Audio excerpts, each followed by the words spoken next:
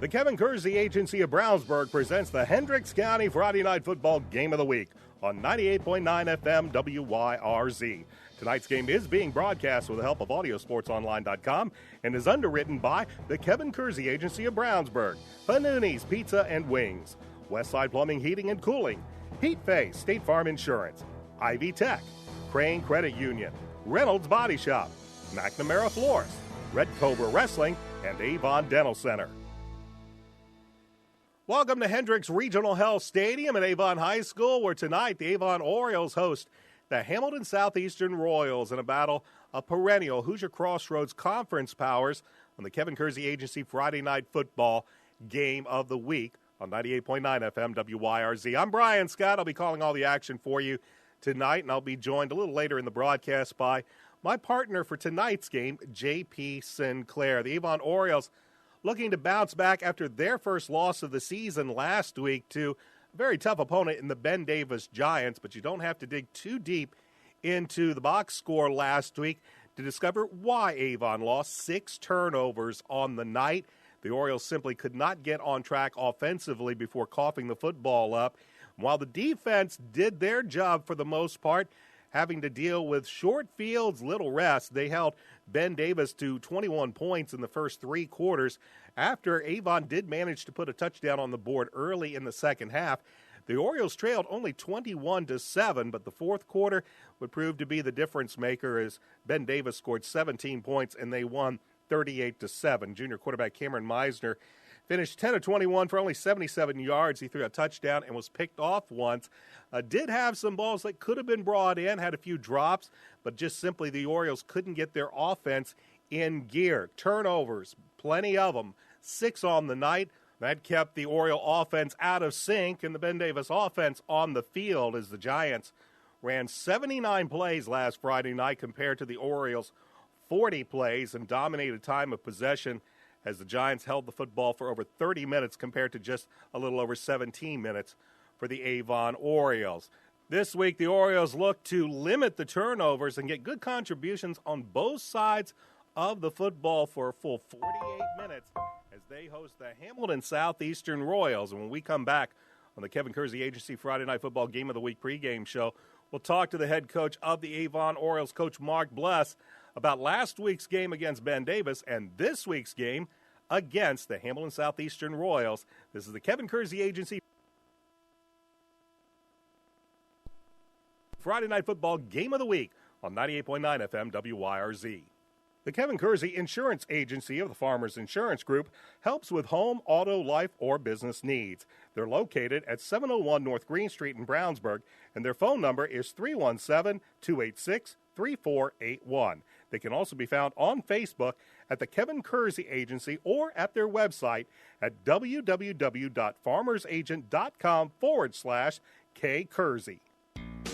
Every Saturday at 1 p.m., hear Bob Jenkins with the Hoosier Top 20. Each week, Bob picks a different year and an Indiana radio station, then plays the survey Top 20 countdown from that station. And it's only here on WYRZ, underwritten by Comfort Suites in Brownsburg. This week, Bob highlights WIFE from this week, 1968. It's now time to talk to the head football coach of the Avon Orioles, head coach Mark Bless. Avon falls to Ben Davis Friday night, 38-7. Coach, it was a game that got started an hour late due to some severe weather in and around Hendricks Regional Health Stadium. And then, well, things kind of went downhill rather quickly. It's a game that when we look back at it, coaches will often say turnovers are the key to a game. And if anything is going to hold to that old cliche, we can look to Friday night and see how true it was. Absolutely. Brian, you know as well as I do, you can't win a football game if you have 6 turnovers. And it was very unfortunate, that not only just turning the ball over in bad situations and putting our defenses backs against the wall, but it was a matter of offensively, we couldn't get into any kind of sync or rhythm because we never had the ball long enough. On a positive note on that, I thought our defense played much better than the first week. I thought they played extremely well, as I said, with our backs to the wall with some of the turnovers, and I thought we saw a great improvement on the defensive side of the ball. But now, certainly we got to try to get all groups firing on the same night. Talking about your defense, because into the third quarter, this is still a 21-7 game. This was after Ben Davis runs, 50 plays in that first half. As you said, the offense can't get in sync. You only ran 40 plays on the entire night. So the defense, they were out there for quite a long while, and for, 38 minutes, they did a really, really good job. I thought so. I thought Coach Bombi and his defensive staff, had a good week of practice, really put a lot on the defensive players, and I thought that our players responded very well and played with a lot more enthusiasm, assignment football. And even though we gave up some scores, I thought that there were some bright spots out there, and that was certainly with our defense. One of the bright spots on the night was linebacker Camden Morrell. He finished with 20 tackles, and a player that was just really all over the place looking for the football. That's true. He was, voted as our most valuable defensive player this week. And I think, he played a little more relaxed, but played with some intensity out there. He wasn't too caught up in overthinking the game, and he kind of just flew around and made a bunch of tackles, and it was good to see.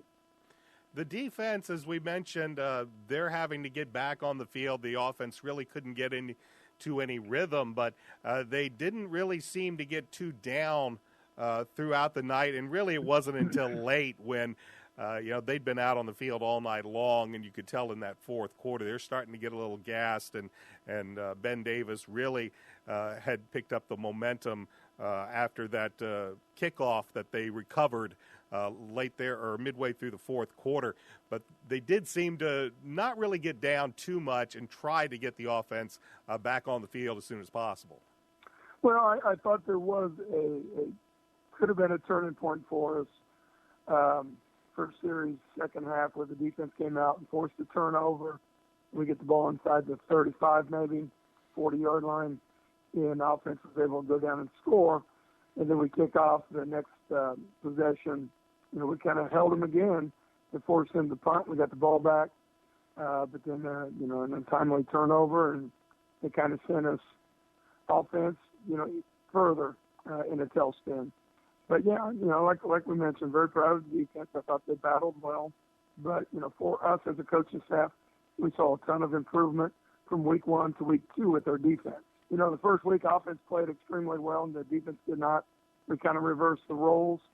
And that's one of our points of emphasis this week, is trying to get both units playing, with the same type of passion, intensity, and making sure our assignments are covered. Offensively, it was a very rough night. 5 turnovers offensively, 4 fumbles, 3 by Bryant Fitzgerald, a player that you just really don't expect to see put the ball on the ground all that often. And I think you and I just briefly touched on this before we went on the air. Bryant is a player that takes a lot of pride in what he does in all phases of the game, and you think he might have just been trying a little too hard. Yeah, I do. I believe that. He wants to. He's a very dynamic player, so he wants to make every play, a home run play. Our emphasis this week is we've got to gain 4 yards before we gain 84.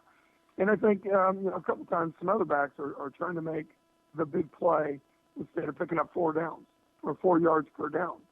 And, if we do that, then we're moving in the chains and picking up first downs and putting together a drive. And I think he was pressing too hard coming in on offense, trying to make that big play. And then, I think it's also pulling away from his defense a little bit. I'm sure he's, getting over to the defensive side of the ball, and he's upset with himself for a fumble.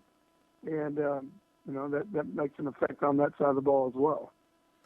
Cameron Meisner, your junior quarterback, 10 of 21 for 77 yards. Stats probably don't really tell that he actually, I thought, threw the ball fairly well. He probably should have about another 4 completions on top of that. Had a couple of deep balls that just couldn't quite connect on. Showed a good arm, and for the most part, I thought showed pretty good accuracy. Yeah, Ken made his reads. A couple passes were right there or were just within a fingertip of catching the ball. But, I think he played a okay night. It wasn't spectacular, but he did some things that were positive. And I thought our offensive line at times did a pretty nice job, especially on the pass protection. But, like we mentioned, when you're turning the ball over as much as we did, you don't get in sync on offense, and there's not a lot of rhythm established. And, you lose a little confidence when you're on the field. So, those are areas that we certainly have to work on this week. And got to try to get over the hump. It was tough playing a Ben Davis team. Of course, you knew they were well coached. They were going to be well prepared. But junior quarterback Reese Taylor, when you look back at this game, there you can look at the turnovers, and then you can look at what this junior did. He was very athletic. He made some outstanding plays, throws for 225 yards, rushes for 107 yards, and accountable for all 5 of the touchdowns. He was a pretty tough player, really, to get your hands wrapped around. The defense at times, I thought, had him pinned back, only to watch him wriggle out of a few things. How did you think he was? Yeah, no, that's true. And we knew going in that he had some very good athletic ability, and there were things he could do that would, concerned us with his feet. But, he threw the ball well, and he made plays when he needed to make plays. I'm thinking of one time we stopped him on 4th and 1, and, the ball squirts out, and they recover and pick up a first down. Ironically, at the freshman game the next day, we had a similar play. We have a great goal line stand, and they fumble, and the ball goes in the end zone, and they recover it for a touchdown. So I think one of the areas we got to look at is anytime the ball's on the ground, we got to come up with it, either to prevent that first down or prevent a touchdown and put the ball back in our hands. Yeah, they make this football shaped rather funny. It takes some funny bounces. We saw that. I'm thinking of the punt play that basically hit Fitz in the chest, and it just took that strange bounce right into the Ben Davis cover man's hands, and they get the turnover there. And then you had the kickoff. You can't really, I think, fault Corey DePriest too much. He looked like, hey, it's going out of bounds. It's going out of bounds. Takes that funny hop and ends up a recovery for Ben Davis on a free kick. Just like you say with the old saying that some nights the ball bounces our way and some nights it doesn't. And I don't think we were in favor of that bounce of the ball. The Orioles 1-1 on the season. Now they will kick off the Hoosier Crossroads Conference opener with the Hamilton Southeastern Royals, a Royals team that's looking awfully good to begin this season. They come off with a big, big win to open the season in a place that few teams will get a win. They knocked off Carmel in the season opener at Greyhound Stadium. They're coming off of a big win last week, 31-7 over North Central. You always pretty much know what you're going to get with Hamilton Southeastern. Well coached, well prepared. What are you looking at this week? Oh, absolutely. I think it's the best team to play. They do a lot of things right. They've got a lot of personnel back from last year's team. They're very physical, and, it's going to be a difficult team because they do things, they're disciplined. They do things so well. It's very impressive to watch on film. Certainly we have our hands full, but, we feel like we can, if we do things right, we can match them and be able to beat them. They have a senior quarterback by the name of Adam Mullet who has been putting up some numbers this year. He's averaging over 244 yards a game, 4 touchdowns, only 1 interception. And then I've seen him up close in person with the Carmel game that I happened to be at that night. Make some really, really good throws, seems to have a pretty good head on his shoulders.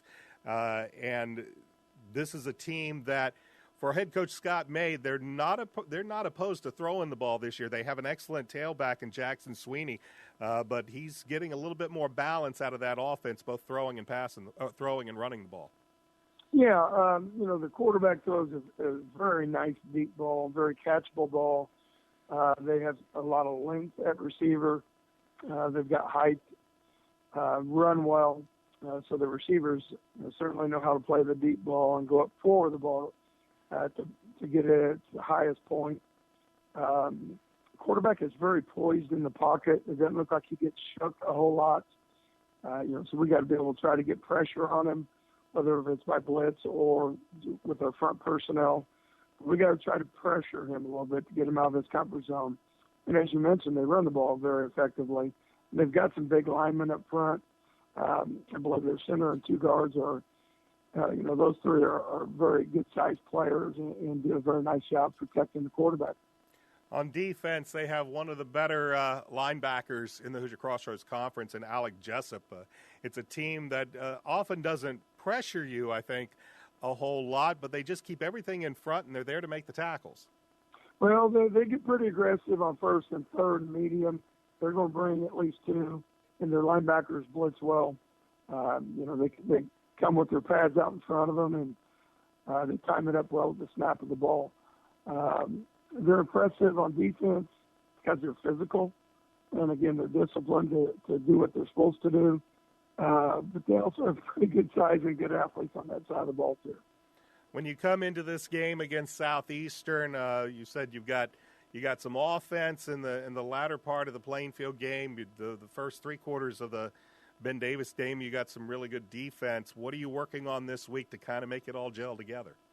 Well, we really got to be able to take care of ourselves. Certainly we're going to prepare for what HSE does, but we're going to make sure that we're doing what we need to be doing. And, try to play out at the level that we're capable of playing more consistently to be able to put ourselves in a position to win games. And, I think the big focus on offense certainly is going to be taking care of the ball, being able to sustain drives and get points defensively to pick up kind of where we left off last week, but to continue to grow as a team. We've got eight young guys, sophomores, that are playing, either starting or playing. And, I told them Monday in the meeting, I said, no excuses. This is week 3. We don't care what grade you're in. If you've already played 2 games, then you have experience. So we got to start getting better and seeing results on the field. That was the head football coach of the Avon Orioles, Coach Mark Bless. Coming up in just a few minutes, kickoff is right around the corner as the Avon Orioles host the Hamilton Southeastern Royals. This is the Kevin Kersey Agency Friday Night Football Game of the Week pregame show on 98.9 FM WYRZ. Panuni's Pizza and Wings in Brownsburg delivers to Pittsboro, Claremont, North Avon, and all of Brownsburg. Pizza, calzones, breadsticks, and wings are always available. More information can be found on their Facebook page as well as their website, panuni.com. They're located at 1447 East Main in Brownsburg. The phone number is 317-286-3500. Open Sunday through Thursday, 11 a.m. to 9 p.m. Friday and Saturday, open till 11 p.m. Dr. Timothy Greer and Dr. Christopher Lefebvre of Avon Dental Center have been in practice in Hendricks County for over 20 years. Located in Avon's Beechwood Center area, just east side of Ivy Tech, they're open Monday through Friday, although early morning hours are available. You can get more information at avondentalcenter.com or by calling 317-272-8100. Tune in every Saturday morning at 9 a.m. for Foundational Causes with host William Roadhamel. William is the executive director of the Hendricks County Community Foundation and interviews local nonprofits. You can be informed with charitable organizations in and around Hendricks County with Foundational Causes, hosted by William Roadhamel, Saturday mornings at 9 a.m. And if you miss an episode, you can hear an archived version of each program on WYRZ.org. This week, William's guest is Sue Bogan from Hendricks Regional Health.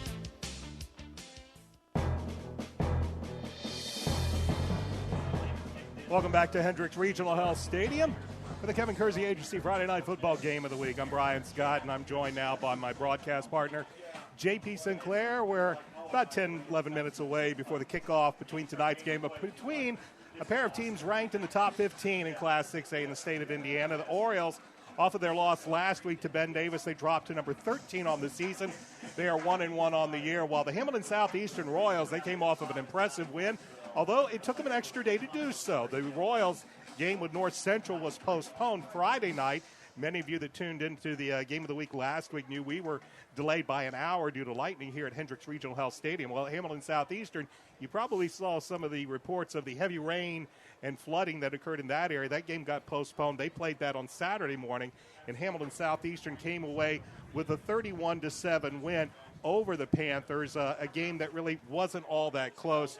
Their quarterback, senior Adam Mullet, threw for 232 yards and 3 touchdowns on the game, while Jackson Sweeney, he rushed for 67 yards on the contest. So Hamilton Southeastern off of a pair of very impressive wins, and, of course, they knocked off a team that is very hard to knock off to begin with, almost impossible, it seems, to knock off at Greyhound Stadium. They beat the Carmel Greyhounds in their season opener 27-21 in a score that doesn't really belie how well Hamilton Southeastern played that night. So they come in 2-0, and this will be the second straight game that head coach Mark Bless Avon Orioles are going to face a top 5 opponent, as Hamilton Southeastern is ranked 4th this week. And I bring in my broadcast partner for tonight's game, J.P. Sinclair, my normal partner, Dave Shelbourne. Coach, he is off on his way to the University of Michigan to watch former Avon Oriole Brandon Peters' Michigan Wolverines open their season tomorrow. And JP, we bring in a pair of teams, two HCC powerhouses. As a matter of fact, when you look at these two teams, they're both the previous top 2 champions. But before we talk more about tonight's game, we are going to have tonight's national anthem.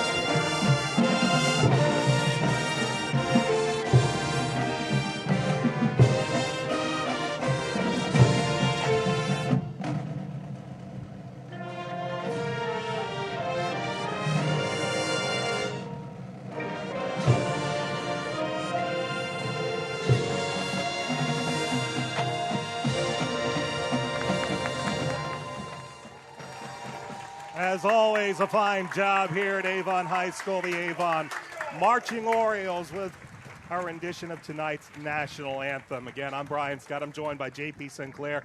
I mentioned before the national anthem, you're looking at the past two, Hoosier Crossroads Conference football champions. Last year, Hamilton Southeastern was your 2015 champs, and even though the Avon Orioles went all the way to semi-state, it was one game, much like it was last week at Fishers last year, in which Hamilton Southeastern beat Avon on a night that the game didn't get started for a couple of hours due to lightning, but eventually Hamilton Southeastern would score 11 points in the final 4 minutes, and they would defeat Avon 21-18 and then run the table in the HCC. And, of course, the Orioles were the 2014 HCC champions. So, JP, a couple of HCC powerhouses taking the field tonight, and hopefully we'll have a pretty good game. That's the great thing about the HCC is there's no night off for really any of these teams. You got Fishers in there, Hamilton Southeastern, Zionsville and Westfield. A couple of years ago, Westfield was a nice powerhouse. It's just a very tough conference, and Avon's really came forward and made their staple mark on the HCC, particularly with that, like you said, that dream run all the way to semi-states last year. But their ability this year, we'll wait and see how it comes down. Coach Bless, he wants to take it a week at a time. He wants to see that gradual improvement, and he wants to be see his team playing its best come playoff time. And this is just another step for them. It's another great measuring stick. Last week, Bless loves that term, measuring stick. Last week against Ben Davis, it kind of showed them where they were and how far they need to go. And this is going to be another test for this team against a very, very tough HSE team. Last week they struggled, as you talked about with Coach. The 6 turnovers was really just shooting themselves in the foot. they got to be able to keep a hold of the ball tonight. They cannot turn the ball over like they did last week. Really, you need to be able to win that turnover margin battle if you're going to be competitive against HSE here tonight. One of the things that Coach Bless talked to me about earlier this week is much like what, JP, you saw in Game 1 when the Orioles took on the Plainfield Quakers, Coach really hasn't believed he's seen this team put together a full 48 minutes from both sides of the ball yet. At Plainfield, it took them well over a half to finally get the offense in gear. Of course, the defense watched Plainfield run up and down the field and score 31 points against this Avon Oriole defense in Game 1. Last week, the defense played fairly well against a very good Ben Davis team, only to find out that the offense really couldn't move the ball and couldn't keep from putting the ball on the ground. They're going to have to do much better tonight against the Hamilton Southeastern team that comes in averaging almost 29 points per contest. And the defense, well, that's been the staple so far of this Scott May Hamilton Southeastern Royal. They're only giving up 14 points a game, and when you limit Carmel to only 21 points and play them pretty tough, you've got a good defense you're going to face tonight. Yeah, Scott May's got a great defense this year, but, you talk about Avon.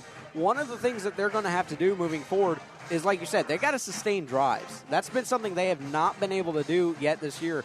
We talk about the turnovers. That's a drive killer, and against Plainfield, even when they did have the ball, most of their time of possession was not very long. That's one thing that Avon's really struggled with is time of possession. They haven't really dominated that stat. And, when your defense is out there, they're going to wear down throughout the night. I would like to see Avon come out tonight, really be a little bit more methodical on the offense. You talked about with Coach Bless, look for those 4-yard rushing gains that are going to get you the first downs rather than the home run plays. I think that's going to be something that Avon's going to definitely have to do, to HSE here tonight. Hit that gap, hit it strong, and don't be looking to make the home run play every single time out. It'll be interesting to see how, talking about all three facets of the game, how Hamilton Southeastern tonight will kind of tackle the matter of Fitzgerald and special teams. Coach Bless wants to run all three phases and see see a full performance from his team. And that's going to be hard depending on how HSE decides to attack that. Hamilton Southeastern, as I mentioned, they come into this game with a record of 2-0, coming off of a win last week against North Central, 31-7. The head coach is Scott May in his 10th year at Hamilton Southeastern, an impressive 79-24. You have to go back 2 years before Scott May had his first and only losing season at the helm of the Royals. They only bounced back and had an outstanding year last year, and so far they're starting off on a good note this year. He's 82-43 overall in his 12th years head coach. And this is going to be a Southeastern team that I'm sure is going to want to come out, establish themselves. They've got an excellent tailback in Jackson Sweeney. Sweeney has been doing a fantastic job running the ball this year. He is averaging over 108 yards a game. He has a couple of touchdowns. And their senior quarterback is Adam Mullet. He has thrown for about 244 yards per game, 4 touchdowns, only 1 interception. And one of the things that Coach Mark Bless talked about, and the senior from Hamilton Southeastern, seems to have very good pocket presence, doesn't get rattled, throws a nice deep ball, a very catchable deep ball. And this is a Hamilton Southeastern team that those of you who have watched the Royals for the past 3 or 4 years, a team that pretty much loved to run the football and then kind of use their wideouts. This is a team now that's really embraced the spread. They are really going to be throwing the ball around, something we watched them do against Carmel, something they did very well against North Central. And this is going to be a challenge for an Avon Oriole defense that loves to pressure, loves to take some few risks, and they're going to need to be on their game tonight. Yeah, this is a good Hamilton Southeastern team. You talked about that season 2 years ago, that 4-16 season. They went 8-2 last year. That's a very, very good record in a tough HCC competition. And, that was an early sectional out for them. I'm sure they're very hungry this year. You see that in the first game against Carmel this year. And I think they're kind of back to that 2005 to 2011 form where you're going to expect them to be competing for a league championship or go deep into a sectional bid. They're going to be in contention for sure. Like I said, they have a great mix of pass and rush. Jackson Sweeney is just a beast through, 2 games this season. He's got 37 carries, 216 yards, rushes for about a 6-yard average. And, they also have more to that rushing tag. Mullet can bring the ball down and run a little bit. And you also see Junior Carter Loman. He has 2 touchdowns on 9 carriers. So this is a good, well-balanced HSE attack, particularly on the offensive end. Hamilton Southeastern, the head coach is Mark Blest. He picked up his 200th win of his career in the season opener at Plainfield. He's 289 in his 27th year overall of head coaching. The Orioles come in averaging a little over 21 points a game, but they are giving up 34 points per game. Of course, the first two games we watched Avon give up 31 points to Plainfield, 38 points. And the loss to Ben Davis last week, that's something that Coach Bless says they're really going to have to tighten up. That team last week, that defense did a good job for the first 36 minutes, but they were on the field for an awfully long period of time, and in the end, they started to get a little bit gassed. So we're going to see how well they can play this afternoon and into evening. And unlike last week, we have an absolutely gorgeous night. WIRZ meteorologist Paul Poteet has blessed us with just a few clouds, beautiful temperatures. Temperatures at kickoff are going to be around 75 degrees. No threat of rain, no threat of lightning, no delays. Just a bit of a stiff breeze coming out of the northeast. That's coming across the field as we look out. The captains are currently out at midfield for the coin toss. So the kicking game, that might be affected somewhat, but it's not so brisk that I would think that the passing attack should be too greatly affected. No, I think it's this gorgeous night. Compared to last week when we had to deal with the storms, this is just a great night for high school football. Absolutely gorgeous weather. It might dip a little bit and become a little bit chilly when the sun actually finishes going down, but for the most part, it's been absolutely gorgeous tonight, and it's going to be a great night for high school football. Avon Orioles, they won the toss. They elected to defer, so Southeastern will have the ball to begin this contest. And as we get ready for football, I want to remind you you're listening to the Kevin Kersey Agency Friday Night Football Game of the Week on 98.9 FM WYRZ at WYRZ LP in Brownsburg, Indiana. We hope you sit back and enjoy tonight's football game. The Orioles are in the white pants tonight with the black jerseys, and you'll have to forgive us. We are going to tell you right off they are wearing the camo numbers, which are not very easy to pick out, so we'll do our best. Meanwhile, Hamilton Southeastern, they are in the navy blue pants with the white jerseys, navy blue numerals, and the silver helmets. So we're getting ready for football tonight. It will be Justin Hydorn kicking this ball away. Back deep will be Austin Holzman and Brock Burns for the Hamilton Southeastern Royals. So sit back, relax. We hope you enjoy tonight's Kevin Kersey Agency Friday Night Football Game of the Week on WYRZ. Royals will be moving right to left to begin this football game as the wind will be slightly in the back of Hydorn. He'll put a left foot into it. This ball's kicked off. It'll be into the end zone. And the Royals will start this game 1st and 10 from their own 20-yard line. And bringing them out will be the senior Adam Mullet, a 6'5", 195-pound player. Big, tall kid, stands in the pocket well. His offensive line will be comprised of Zach Muchner, Joe Byron, Sam Garvin, Caleb Rutan, and Zach DeChow. The tight end is a good one, Matt Klink. The wideouts, Carter Lohman and Max Brooks. They will use a halfback. They had a big loss last week that we'll tell you about in just a minute as they are quickly getting up to the line as Will Michaelis was injured last week. So the H-back will be Nick Munchner, and the tailback is Jackson Sweeney as the Royals come out with a wideouts to the left and the right, H-back left. They give it to Sweeney. He'll cut around the left side. He'll elude one tackle, but not more. As coming in to make the tackle, Camden Morrell and a host of Orioles on first down. The Orioles run a 3-3 stack defense.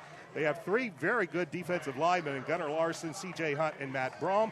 The linebackers, Seth Lewis, Alex Griffith, and Camden Morrell. He had a great game against Ben Davis. The corners are Sammy Bullock and Nathan Connolly, and the safeties, Brian Fitzgerald, Ian Pendleton, and Carson Nieheiser, who also was picked on quite a bit last week against Ben Davis, but played pretty good coverage most of the night. It'll be 2nd down, no gain on the play. Play action pass, they'll swing it out. They tried to get it into, looks like it was Carter Lohman, it was Drew Ouellette. They tried to get on the inside. He went inside, the quarterback threw the ball outside, and that brings up 3rd and 10. Yeah, I'm not sure exactly. Throw there just was not on target to his intended receiver that all right there.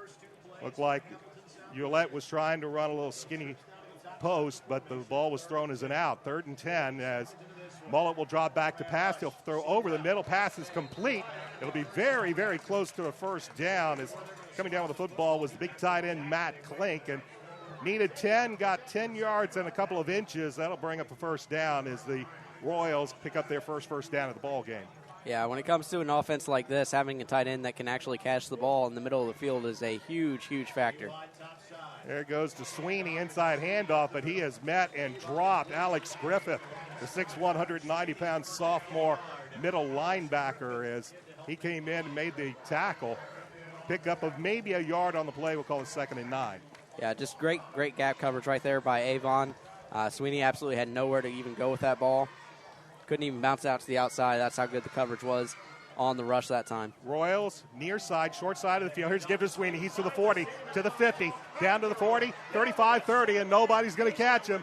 He is going to go 69 yards for the touchdown, as is Jackson Sweeney breaking through into the secondary, got to that second-level defense, and nobody from Avon could catch up to him.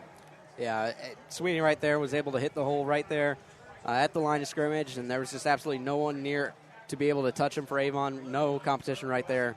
And HSE very quickly gets on the scoreboard.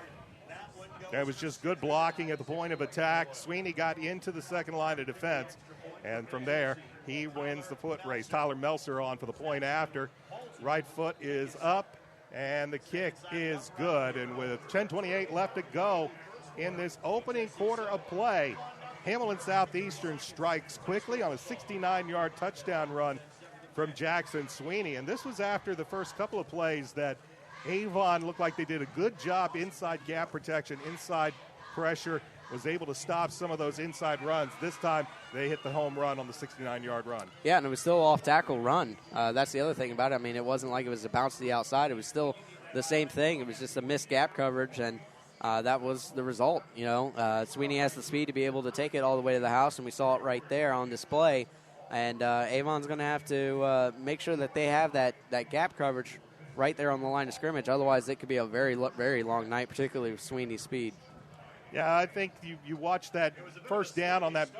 Matt Klink was able to get 10 and the length of a football for a first down. That extended the drive after the Avon defense played the first two plays very well. And they had a nice stop on that opening play, but Jackson Sweeney hits the 69-yard run. And now the Orioles will have their first shot at offense, as back deep will be Bryant Fitzgerald and Samson James.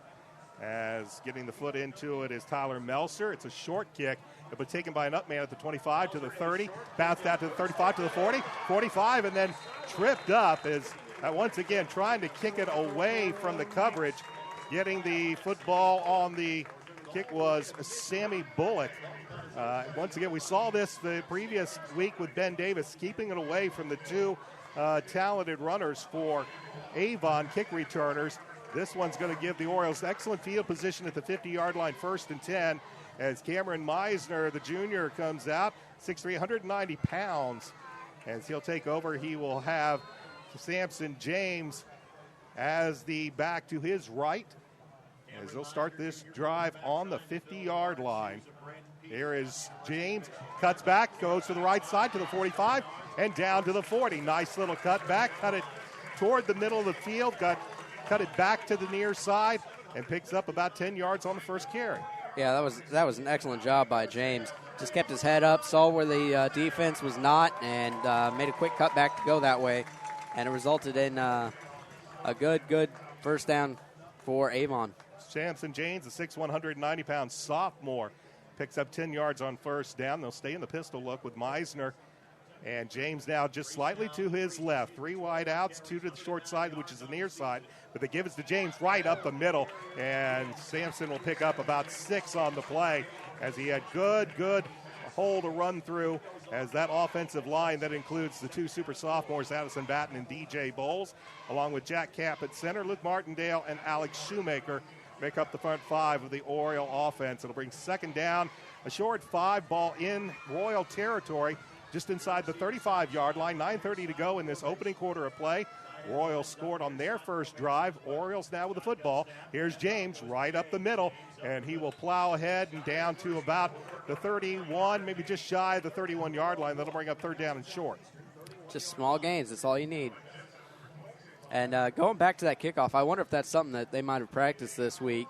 If they're going to be kicking it away from Fitzgerald and that return game, then maybe that was something they worked on for the short kicks. Cameron Moulton will split out to the far side of the field. That's the wide side. 2 wide outs to the near side, as it'll bring up third down and about 2. Royal show blitz. Here is James up the middle, gets into the second line of defense, and he will take it down inside the 25-yard line. Royal showed blitz through the gap from the linebackers, but good hole opened up by the Oriole offensive line, and James has the first down.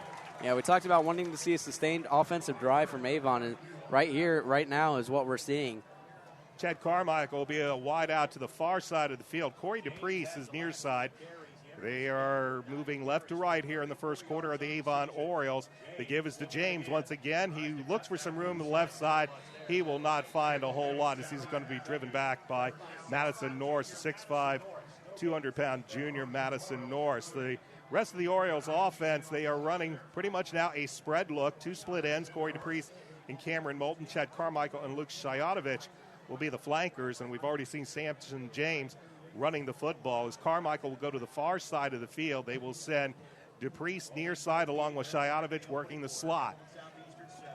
Clock down to 8:02 in the first quarter. Second down and about 10 for the Avon Orioles. Here's the give. Samson James looks for some room on the right side. Won't find a whole lot before he is ridden down by Zach Randall, the inside linebacker for Hamilton Southeastern. The Royals run a 3-4 defense across the front line. It'll be Sam Garvin, Max Burst, and Madison Norris. Linebackers are Johnny May, a good one, and Alec Jessup, Zach Randall, and Logan Holland. The corners are Will Darlington and Trey Poor, and the safeties are Austin Holson and Brock Burns. It's going to be third down, about 9 yards to go for the Orioles. Inside the 25-yard line, they need to get it down to just inside the 15 for a first down. 3 wideouts to the far side of the field. Back to pass. Meisner steps up in the pockets, fires to DePriest, threw in DePriest's hands, and almost picked off. Coming out of the hands of Will Darlington, the cornerback, had one gift wrap, but it falls to the turf. And now it looks like we're going to bring on Justin Hydorn for a long field goal attempt. Yeah, after 2 straight good first downs, Avon wasn't able to get it there, and really, Meisner hadn't really had a chance to throw the ball a whole lot in that first drive. When they needed it, couldn't get it. Just a 42-yard attempt for Hydorn. The kick is up, plenty of leg. It is up. Is no good. They say it pushed off to the side and had plenty of leg, did Justin Hydorn, but not the accuracy. And the Orioles come away short after some nice runs by Samson James, but they can't get the first down. They can't convert the field goal. And with 7:11 left to go in this first quarter of play, the Orioles find themselves trailing Hamilton Southeastern 7-0 alongside J.P. Sinclair. I'm Brian Scott. Welcome to the Kevin Cruzy Agency Friday Night Football Game of the Week on 98.9 FM WYRZ. As Adam Mullett and this Royal offense will come back on the field. They'll start this drive like they started their first drive on the 20-yard line. Sweeney will get the carry. He'll find a few yards off to the left side, but that's about all before he is stacked up. And it'll be about second down and 7 as they'll spot the ball at the 23-yard line. That was a great job by Avon getting in there at the line of scrimmage. Even though it was a short gain, they weren't getting anything. Good tackling, group tackling. Here's Sweeney again, looks for some room and will find a few yards before he's brought down. He managed to get past C.J. Hunt and Gunnar Larson before he's finally brought down by Kirk Shepard. It's a pickup of about 3 on the play, and it will bring up third down and 4 for Hamilton Southeastern. Right now staying on the ground. They got the big first down conversion on their first drive to Klink, but been relying on Sweeney. Back to pass, quick fire. There's Klink again, and he's got another first down on the third down conversion. He just ran a route right down the hash marks. He was hit in stride by Mullett, and the Royals have a first down at their own 40-yard line. Yeah, typically when you see a man in the secondary going one-on-one against a tight end, the result's not going to be very good. 3 wide outs, 2 to the near side, which is the wide side of the field on this 1st and 10. Ball at the Royal 40-yard line as we're approaching the midway point of this first quarter. Hamilton Southeastern with a 7-0 lead. Here's the handoff as they give the ball off, and getting the run for Hamilton Southeastern will be Trey Poor, as he'll take it over the right side and pick up about 1.5 yards on the play, up to just past the, they're going to spot the ball at the 41-yard line, so maybe a gain of a yard. It'll bring up 2nd and 9. Again, 3 wide outs, 2 to the near side, which is the wide side of the field, looking over that 3-3 stack. Here's the handoff, or play action pass. They get it to the right side, and coming down is Nick Muchner, who was the H-back. He gets down the sideline before he's finally pushed out of bounds by Sammy Bullock, but it's another big gain into Oriole territory and a 1st down for Hamilton Southeastern. We're seeing a very, very quick attacks here from Hamilton Southeastern. They get up to the line of scrimmage very quickly to get their play call in. Again, 3 wide outs to the near side of the field. Matt Klink is the H-back left, and then over here on the near side, Drew Ollett is on the wide side of the field. He is covered up by Nathan Conley. Orioles in zone, but they'll get the ball out. Once again, here's Muchner, and he's going to be shoved out of bounds at around the 40-yard line, pushed out of bounds by Alex Griffith, the middle linebacker. But another big gain as they get Muchner over on the right side for a pickup of 9 inside the 40 to the 39-yard line. Yeah, we saw kind of the same strategy from Plainfield, just quick, short throws. Avon's really struggled this year trying to figure out how to do their press coverage. So 2nd and short, they'll bring a man in motion, but they'll pass off of that, and it will be incomplete. They were trying to get Drew Ollett as he was running a bit of a skinny post. He got popped heavily by the cornerback Sammy Bullock, a 5'10", 160-pound junior. They faked the sweep with Matt Klink and tried to hit Ollett for about a 15-yard gain, but ball, receiver, and defender all reached there at the same time, and it falls incomplete, 3rd and 1. Yeah, very good coverage by Bullock that time to get his hand in there and kind of disrupt what was going right at the point that the ball actually got there. Sweeney back in at tailback on this 3rd and 1. He'll get the ball. He'll go up the middle. He'll be met at the gap and dropped. Coming in to make the play, looked like Matt Braum was in there. Alex Griffith also for Avon. It's no gain on the play. That's going to bring up 4th and 1. I think Hamilton Southeastern, though, is in the area that they're probably going to go for it outside of field goal range, and you don't want to punt here. They will go for it on 4th and 1. Underneath center is Mullet. He will be met, and he will not get it. Avon's defense, as the senior quarterback Adam Mullet tried to go for a quarterback sneak. Hamilton Southeastern says they got it. The official says no. They were stopped by the Orioles defense as great penetration from Gunnar Larson, C.J. Hunt, and Matt Braum. They pushed Mullet back, and Mullet did not get the 1st down, and Royals will turn it over on downs.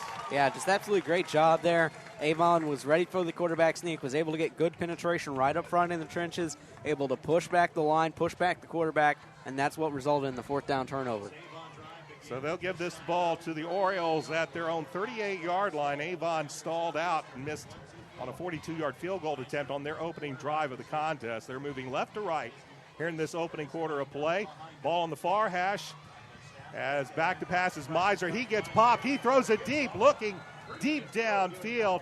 Pass drops incomplete. Isaac Gorendo was the man they were trying to get. And we've seen this from Cameron Meisner. He has a good arm. He can air that one out. This one a little deep, a little bit beyond his intended receiver, and it'll bring up now 2nd and 10. You know, we saw the first couple drives from Avon, good rushing it. It'll be interesting to see if they work in a little bit more play action going forward with Meisner's arm. Handoff is to James. James looks, it's stretched out, and that's not going to work because there's about 4 white-clad Hamilton Southeastern Royals there to stretch that out and keep James from cutting it upfield. And eventually bringing him down, I believe, was Will Darlington. But you could have called about 4 or 5 different Royals on that one. It's a loss of a yard, and it'll be 3rd down and 11 from just beyond the 37-yard line. Yeah, great pursuit that time by Hamilton Southeastern. That's why you had 4 different players there, and no room to cut it back because of the great pursuit there from Hamilton Southeastern. Royals at the near hash, 3 wide outs to the far side of the field on this 3rd down and 11. James remains with Meisner in the backfield. Meisner out of the pistol, back to pass. Good protection, fires over the middle, passes tipped and incomplete. I believe he was trying to catch Luke Shyatovich, but that ball was tipped by a Royal defender, and then that was all it needed as the receiver was decked by the Royal defender, and it'll bring up 4th down. Yeah, I mean, great protection that time on that 3rd down play. Meisner had an opportunity there, just couldn't really hook up with Shyatovich. Mason Stemler back to kick, back deep. Austin Holzman and Brock Burns, they'll stand back at their own 30-yard line, and now play will be stopped as Southeastern, I believe, has called the timeout. As Hamilton Southeastern will call their first timeout, and a very interesting time to call that, but head coach Scott May going over the coverage with his players. It didn't take that long either, as now Burns and Holsom will return back as twin safeties while the rest of the Orioles are gathered up around their bench. I want to remind you, you're listening to the Kevin Kersey Agency Friday Night Football Game of the Week, 98.9 FM WYRZ. I'm Brian Scott. I'm joined by J.P. Sinclair tonight as Hamilton Southeastern, ranked 4th in Class 6A, is here at Hendricks Regional Health Stadium to take on the 13th ranked Avon Orioles, and the Royals lead 7-0 with 3:55 left to go in this opening quarter of play. Stemler back to kick as he'll get this one up. High kick, fair catch called, and Burns will call fair catch at about the 30-yard line, and that's where the Royals will start. They turned it over on downs on their last drive after getting it inside the 30-yard line, but they end up turning it over on 4th and 1 as the Oriole defense stiffened up, and now here comes young Adam Mullet back out to lead the offense as the ball will be spotted at the 30-yard line, and the Royals with a 7-0 lead. Yeah, Avon defense had a great stand last time out, getting that 4th down stop. Very, very short drive for the Avon offense, and right now Avon defense right back out on the field, so see if they can get another stop. Here's Sweeney. He eluded one man, but he did not elude Alex Griffith as Griffith drops him for a loss of about a yard back to the 29-yard line. Again, if you take away that 69-yard run by Jackson Sweeney, the Orioles doing a pretty decent job defensively on the run. Matt Klink has been the player for the Royals that has extended a few drives with some clutch 3rd down conversions. But it'll be 2nd down and 11 as the Royals check over to the sideline to check with head coach Scott May. Here's a give to Sweeney, inside handoff. He'll just plow up the middle, and he'll gain about 4 yards, maybe 3, where they end up spotting the balls. They'll spot the ball at the 33-yard line. It'll be a pickup of 3. It'll bring up 3rd down and about 8 yards to go for the Royals. Yeah, I mean, that was a great job once again by Avon, not allowing very much for Hamilton Southeastern. Have a good opportunity here to make another good stand. Ball of the near hash mark, short side of the field. Back to pass is Mullet, and almost interception. He was looking for Max Brooks, but Brooks either stopped his route, didn't complete, and it ended up being an incomplete pass, and it'll be 3 and out for Hamilton Southeastern. So back to kick will be Mitch Ebenstreet, as he will be on to kick, and back deep will be Brian Fitzgerald and Luke Shyatovich for the Orioles. Ebenstreet will be kicking this ball into a bit of a breeze. We'll see how he gets this one off with 2:42 left to go in the first quarter. Here's an end-over-end kick. It's going to take a bounce. It'll take a Oriole bounce, and it will be down at about the 48-yard line. Is coming in to down the football will be Eric Daly.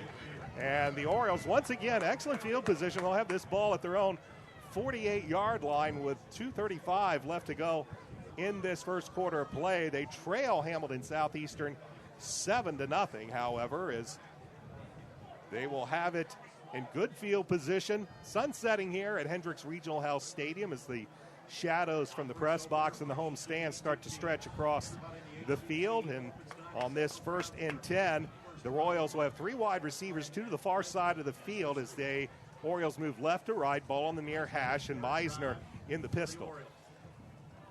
Meisner takes the snap. This is Corey DePriest, and Corey DePriest was just leveled as Madison Norris came in and just popped him before he could even get to the line of scrimmage. It's a loss of a yard on the play, 2nd and 11. Yeah, the snap count there was definitely figured out by Hamilton Southeastern. Got to change up that snap count if you're Avon, because right there Hamilton Southeastern wasn't even watching the ball. They knew exactly when that ball was going to be hiked.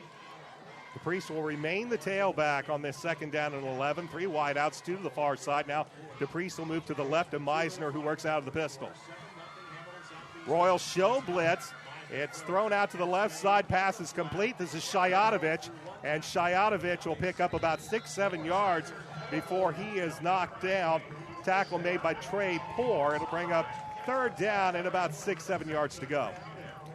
Yeah, so far, we've seen Avon's defense make some very, very nice stands. So the question is, can the offense actually get the ball to where they need it to be? We saw them on that first drive have a couple first downs, but weren't able to capitalize on the drive and settled for a missed field goal. So we'll see what they can do here on 3rd down. Ball at the Royal 48-yard line. 3rd down, call it 6.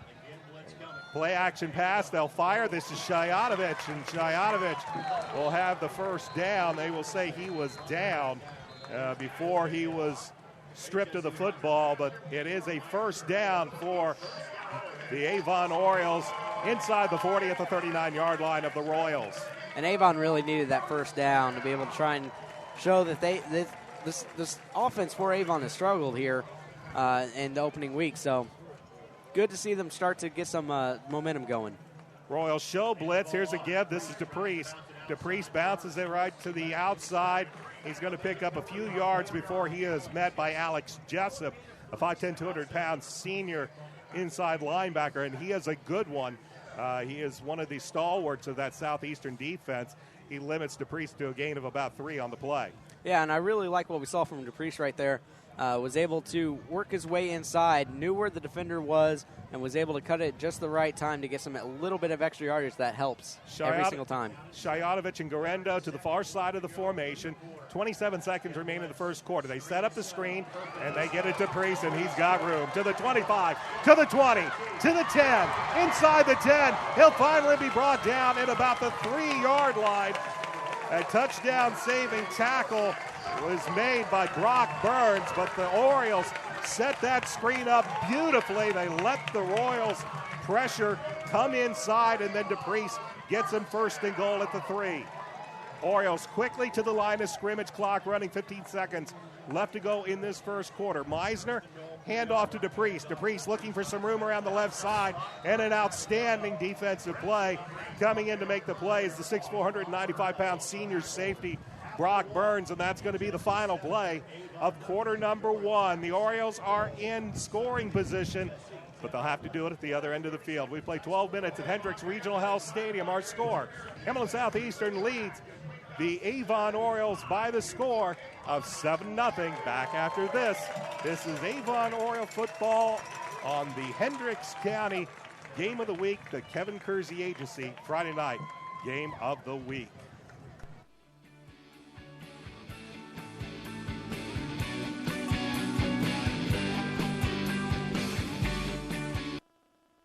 State Farm agent Pete Fay is located at 431 East Northfield Drive in Brownsburg.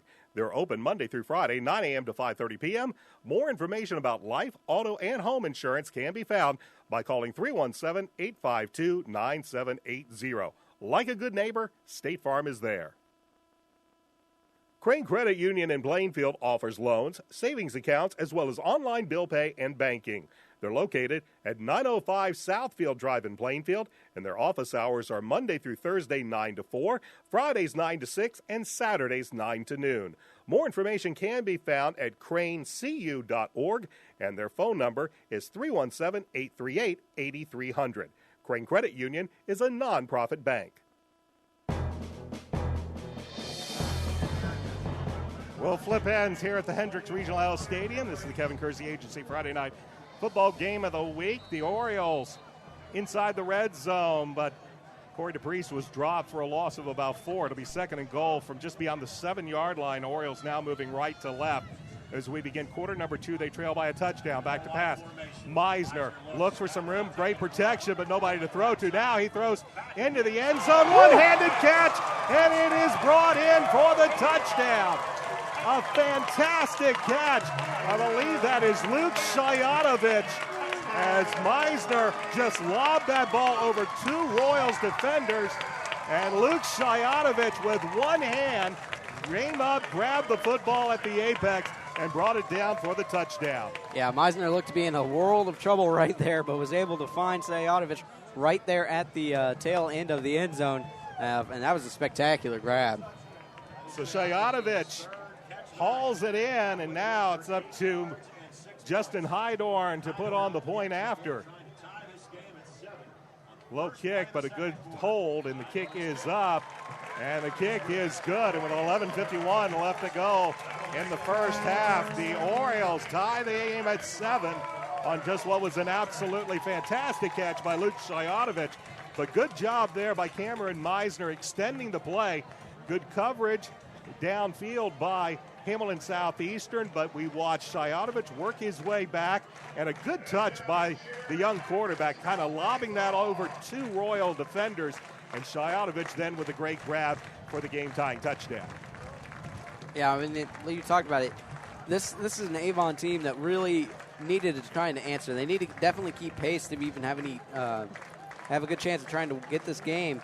And you saw it right there. Avon was able to take it down the field, and you kind of wondered, especially after that rushing attack from James, kind of went backwards on the opposite end before the end of the first quarter. But at the start of the second quarter, Meisner able to extend that play, find in the back of the end zone Shayatovich, and that hopefully will give this Avon offense confidence against this tough Hamilton Southeastern defense. Third touchdown catch for Shayatovich on the season, the 5th touchdown pass from Cameron Meisner. And now we are tied at 7 with 11:51 left to go in this first half. And Justin Hydorn will be kicking this ball away. Trey Poore is back deep, and it'll be a high, short kick. It's going to be taken by an up man at the 30-yard line, and then it will be down at about the 34. I believe it was Brock Burns that came in to make the catch on a very, very short kick by Hydorn. And now it's the Royals who have watched the Avon defense. After that 69-yard touchdown run by Jackson Sweeney, Oriole defense doing a very good job against the run here. Yeah, they've been very, very stout. Besides that one play where Sweeney was able to get away from them, they've been able to hold their own. They're not letting them get anything off tackle or anything outside. So Sweeney is in the backfield. He will play action pass. Mullet rolls near side. Pass is intercepted. Pass was picked off. Coming in to make the play for the Orioles is Carson Nieheiser. They were looking to get Drew Allett, and Nieheiser, who some thought he was kind of picked on in that Ben Davis game, he showed he had some pretty good coverage skills. Nice job there. They get the turnover to the Avon Orioles, and they'll have it 1st and 10 at the Royal 43-yard line. Yeah, Nieheiser did a great job right there. Read the quarterback the whole way, was able to sneak in at the last second, get his arms under the ball, and just like that, Avon has an opportunity to put some pressure here on Hamilton Southeastern. So after the Orioles get the touchdown, the first play by the Royals is a turnover on the interception. Now Avon right back out on the field, 1st and 10. 3 wideouts to the far side of the formation. Play action pass. Here's a deep ball. They're looking deep, and the pass is incomplete. Penalty flags on the play.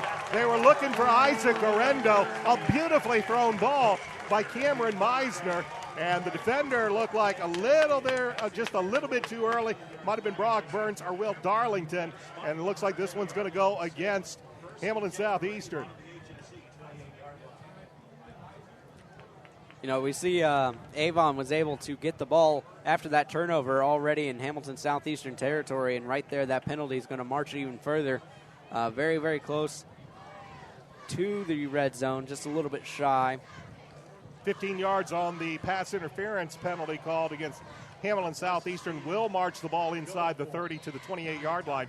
1st and 10, Avon, ball in the middle of the field. Orioles moving right to left here in this third quarter of play with 11:37 left on the game clock. 7-7 is our score, and now we're going to have another penalty, back-to-back penalties. This time they're going to get Hamilton Southeastern offsides as Johnny May, trying to anticipate that snap count, came across the neutral zone, and a free 5 yards for the Oriole offense. Yeah, if you're Avon, you'll take free yardage all day.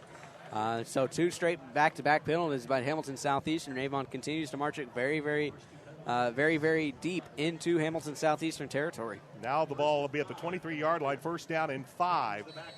3 wideouts to the far side, 1 to the near side. Samson James is the tailback as Meisner works out of the pistol. He'll look at the Orioles' 3-4 defense. Meisner, he will pass. He's getting up. This is Garendo, and it's incomplete. The defender, Trey Poor, had slipped, and Garendo was trying to make his run backwards, and the ball goes over his head, and it'll be incomplete. Not bad for 1st and 5. Take a chance, hit the end zone, and they almost came up with it, but it'll be 2nd down and 5. I mean, you're 2nd down and 5, so you're already in field goal range, so you can take a little bit more chances trying to get it into the end zone quickly here on 1st and 2nd down. They'll bring 2 wideouts to the near side, and they'll split Garendo far on the far side of the field as Meisner has James in the backfield. This is actually Corey DePriest. DePriest looks for some room and will not find a whole lot. Might have gotten back to the line of scrimmage if he was lucky before he was brought down. I believe Johnny May in there on the tackle for the Royals. They'll give DePriest maybe a half a yard, but now it'll be 3rd down and just under 5 yards to go. Ball is spotted pretty much between the hashes. As, again, we'll see Garendo go to the far side, coming to the near side. I believe we've got Chad Carmichael and Luke Shayatovich. So 3rd down, a little less than 5 yards to go. Meisner will give the ball off, and DePriest will stutter step, and he'll be very close. This is going to all depend on the spot. He kind of had a bit of a stutter step before exploding through the hole, and it just depends on where they will spot this football, if whether or not they got the 1st down. And I think they're going to be maybe just shy. They needed to get to about the 17 in the nose of the football, or to the 18, I should say. The nose of the football is just shy. And Coach Mark Bless is going to roll the dice here. 4th and under a yard, and he's going to have Cameron Meisner, 6'3", 190 pounds, bend under center, and he will follow right side, and he got it easily. Just followed on the right side where he's got Jack Camp, the center, at 6'1", 280, and then DJ Bowles, 6'2", 295 on that right side. They plow ahead, and the Orioles pick up the 1st down at the Southeastern 16-yard line. If I had bulldozers up front, I could have probably done that. Clock moves as we approach the 10-minute mark left to go in the first half. We're tied at 7, but the Orioles threatening here as they are now in the red zone after a Hamilton Southeastern was picked off. There's a give to DePriest, and DePriest, he's tried to stop because there was a whole wall of Southeastern defenders. Not a good job there by the offensive line. There was 3 white shirts waiting for DePriest as DePriest was grabbing the football. It's going to be a loss of about 3 on the play. Yeah, once again, Hamilton Southeastern getting deep penetration for those tackles for loss. We saw them jump off sides once. Keep with that hard count. You'll probably draw them off sides. It's possible to get them off sides again. Ball be spotted back, and now we are going to have a timeout called by head coach Mark Blest and the Avon Orioles on this 2nd down and 12. We're going to take a quick timeout as well. 9:23 left to go on the scoreboard. We're tied at 7. This is the Kevin Kersey Agency Friday Night Football Game of the Week on 98.9 FM WYRZ.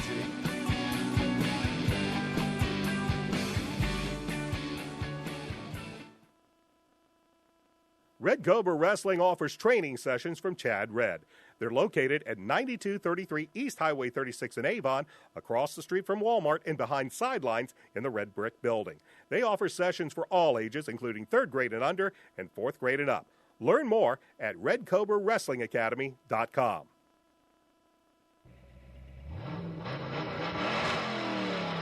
Wheels are rolling in September 24th at the Hendricks County 4-H Fairgrounds. This is Lee Brees of WYRZ here to tell you about the 2nd annual WYRZ Open Car Show. This is a fundraiser for WYRZ. Solid gold music and cars of all makes and models are welcome. Registration starts at 10 a.m. and runs till noon. Awards will be handed out at 1:30 p.m., rain or shine. To register your sweet ride early, or if you have any questions, call 317-852-1610 or email shane@wyrz.org.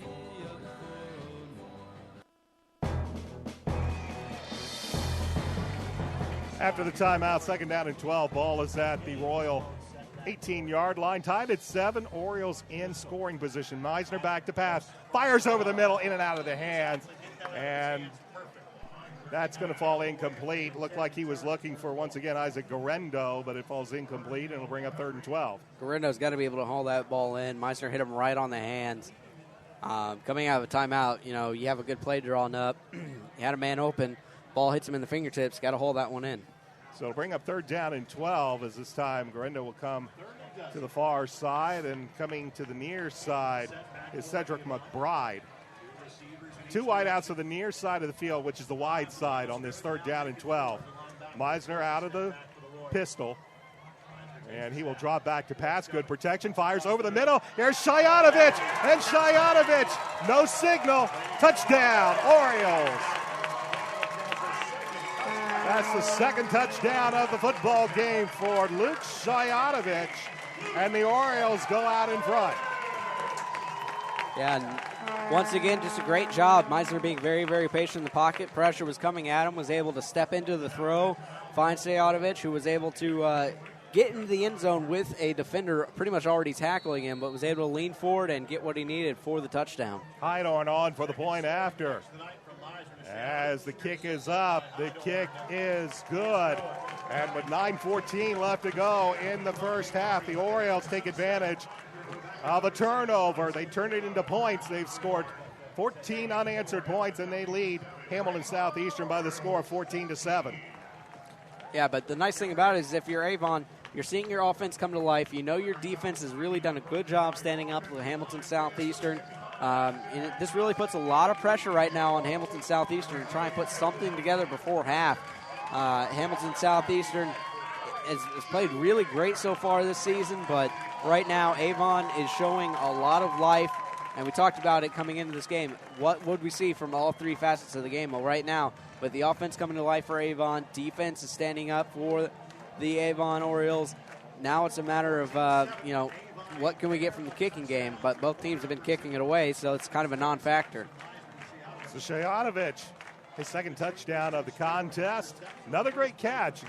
He caught that with a defender draped over him, managed to lean across the goal line, get that ball into the end zone, and the Orioles now lead 14-7 as Hydorn is ready to kick this ball away. Trey Poore back deep along with Brock Burns, and they're expecting a short kick. That's what the plan has been, and Hydorn will run up, put a foot into it. Now, this is very short. Matter of fact, this one may go out of bounds, and it does.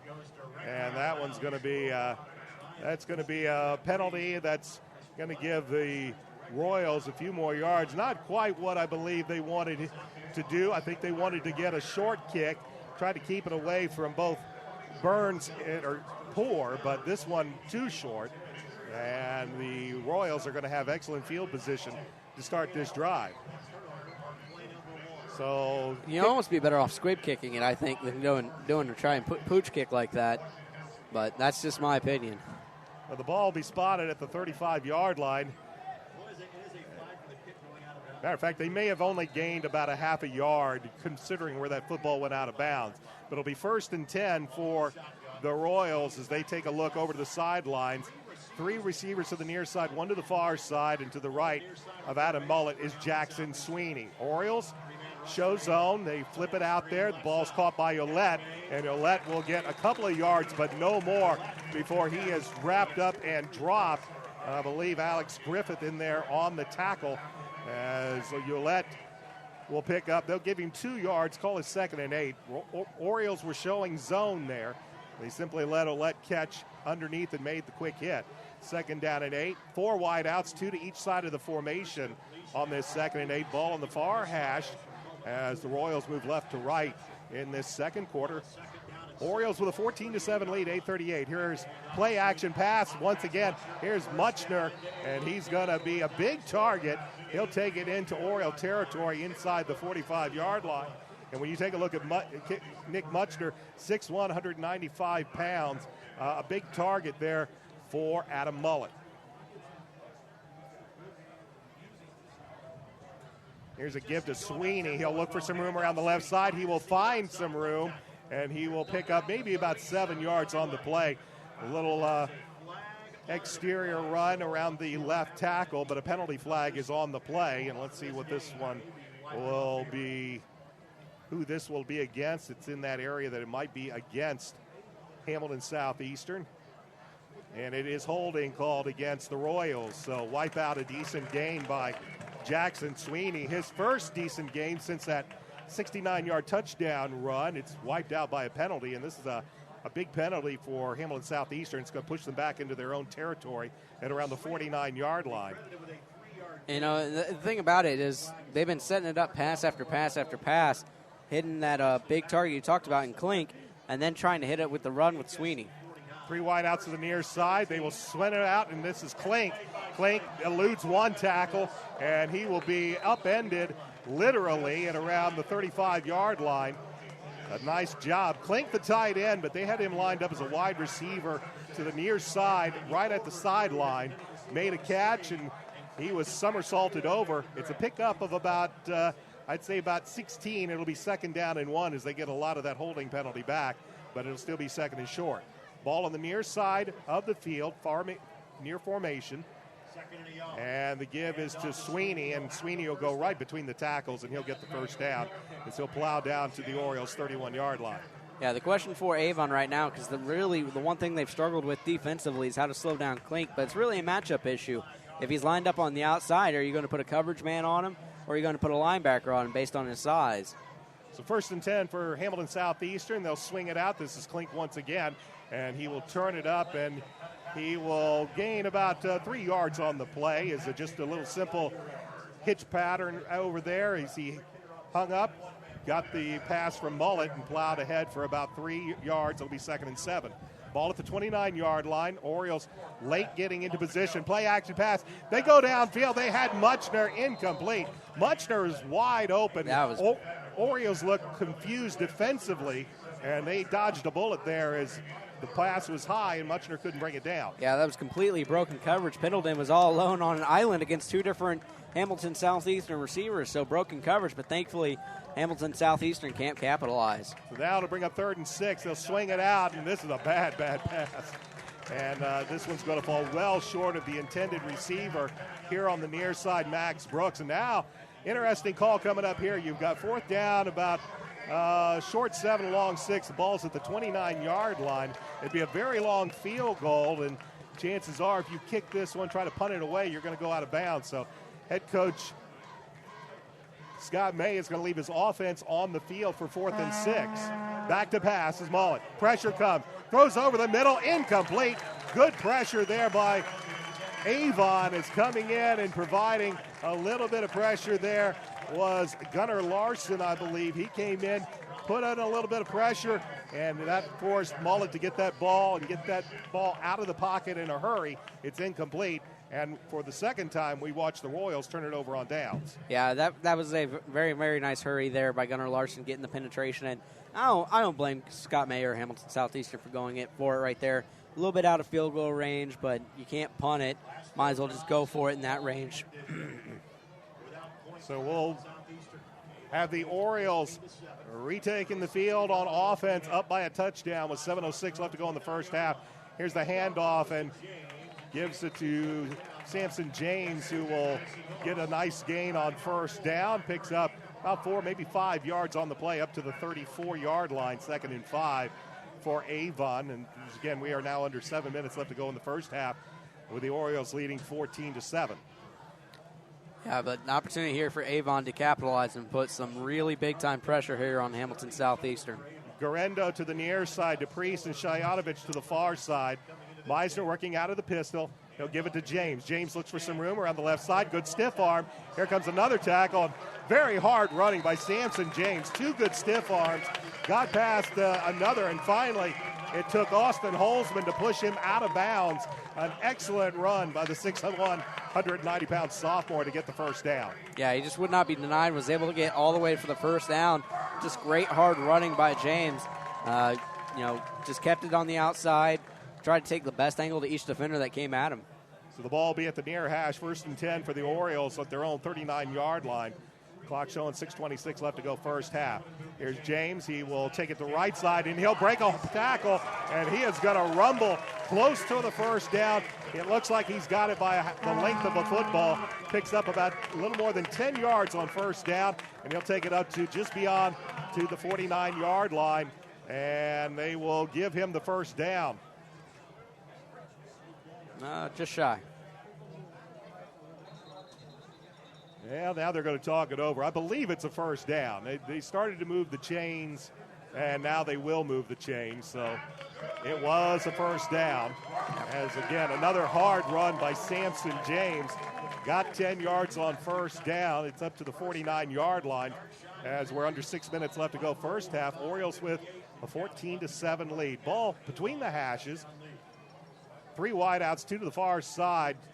As Meisner working out of the pistol. Royals show blitz. They'll give it up the middle, and James is going to get popped, but he'll get maybe a yard. Coming in was Jake Gillay, a 6'2", 200-pound junior defensive tackle, to put a hat on Samson James. But James he'll plow forward for almost a yard, a very hard-earned yard. 2nd down and 9 from midfield.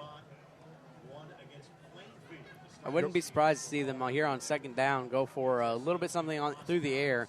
They've been setting it up with the James run. 2 wideouts to the far side. Isaac Garendo is the lone wide receiver to the near side. Meisner out of the pistol. Play action pass, brings it back. Pressure comes. He throws it deep. He's looking for Garendo, and it's picked off. And that is Brock Burns.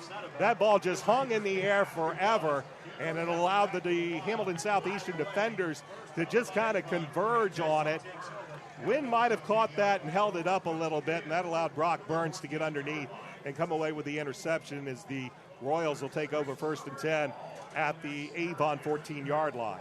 Had the right idea, just couldn't execute right there on that throw from Meisner to try and hook up with his intended target of Garendo.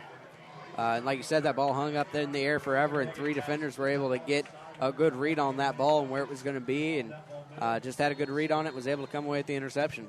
So Southeastern now with the interception. Sweeney, play action pass, and right in and out of the hands on the near side. That's Drew Ouellette. Had the ball. It was a nice pass from Adam Mullet. Goes right through the receiver's hands. That'll bring up 2nd and 10. With 5 minutes, you still have 2 timeouts. You hold them here deep in their own territory, you're going to get the ball back with nice field position. 3 wideouts to the near side, but the handoff is to Sweeney, who will take it up the middle and pick up maybe 3 yards, but no more before he is turned back by Sammy Bullock. And that's going to bring up now 3rd down and long, 3rd and about 8 from the 16-yard line for Hamilton Southeastern. Clock continues to move, 4:40 left to go in the first half, 14-7, the Orioles with the lead. Low snap, but Mullet gets it, fires over the middle, intercepted.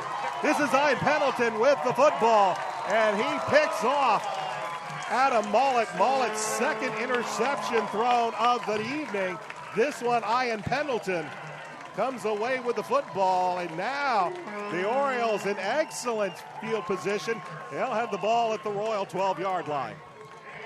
Pendleton just had to pretty much put his arms out. He was going to catch that ball. It was hit him right in the chest. He was able to haul it in, great interception, and it's going to put Avon in absolutely terrific field position to try and put some points on the board with 4:30 left to go in the first half. Start the drive on the 12-yard line. 2 wideouts to the far side. That's the far side of the field, or the wide side. Meisner hands off to James. James is going to be popped at the line of scrimmage, but still goes forward. He was hit at the point of attack by Zach Randall, a 6', 210 senior inside linebacker. A pickup of 2 on the play. Ball's just inside the 10-yard line. The Orioles can get a first down without getting a touchdown, but they need to get inside the 2-yard line. Clock moving down to 4 minutes left to go. First half, 14-7. Orioles with the football and the 7-point lead. 3 wideouts, 2 to the near side of the field. Royals show blitz, they'll come, but this one's going to be blown dead as Royals were showing blitz once again from the outside linebackers, and this one's going to be blown dead. They're going to call procedure, though, against Avon on the play. And Luke Shojatovic maybe talking with the official, maybe one of the outside wide receivers getting a little bit of a jump there on that play. And instead of 2nd and 8, it's going to be now 2nd down and about 13 to go with the ball back at the 15-yard line of Hamilton Southeastern. Ball between the hashes. Shojatovic will go to the far side of the field. Carmichael will come near side to Priest working the slot. Samson James right of Meisner working out of the pistol. And it's a give to James. He'll look for some room, and he will not find a whole lot. For Madison Norris comes in and makes the tackle. And it'll be maybe a gain of a yard at best, but it's going to bring a 3rd and long for Avon. Yeah, I'm surprised. Meisner's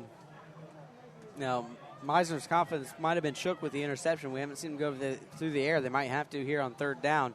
But it's kind of interesting that Hamilton Southeastern so close to the line of scrimmage each and every single time. And, they're not trying to go with the hard count to draw them off sides. They'll break the huddle with 13 seconds left on the play clock, so they'll have to get this one going. As Meisner looks over the Southeastern defense, 4 on the play clock, and they'll take the snap. Meisner looking for the corner, and it's penalty flag. It's Shojatovic working against Trey Poor, and it looks like Shojatovic got moved out of bounds, and they're going to call that against Hamilton Southeastern.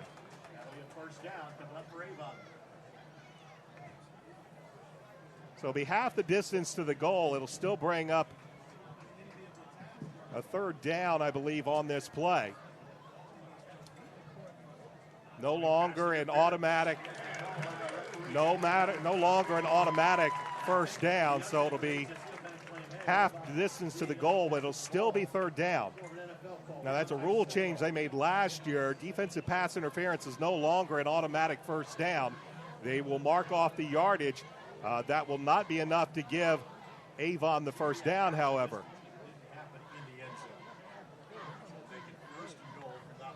So it'll be 3rd down, and the ball will be at about the 8-yard line when they spot this ball. So Orioles still need to get about 7 yards to get the first down. And they will come out on this 3rd down with 4 wideouts, 2 to each side of the formation. Samson James is the tailback, and he will line up just behind and to the left of Meisner. Royals look like they might be showing blitz, and they'll come. Meisner back to pass. He'll throw. Pass is tipped and almost caught by Corey DePriest. Couldn't quite bring that one down. Again, Hamilton Southeastern bringing pressure from the outside backers. And Meisner had to get rid of that ball. DePriest, had he been able to catch that, likely still would not have made a first down. But it will bring up 4th down, and we look to see Justin Hydorn in for the field goal, which will be about 26 yards when they set this up.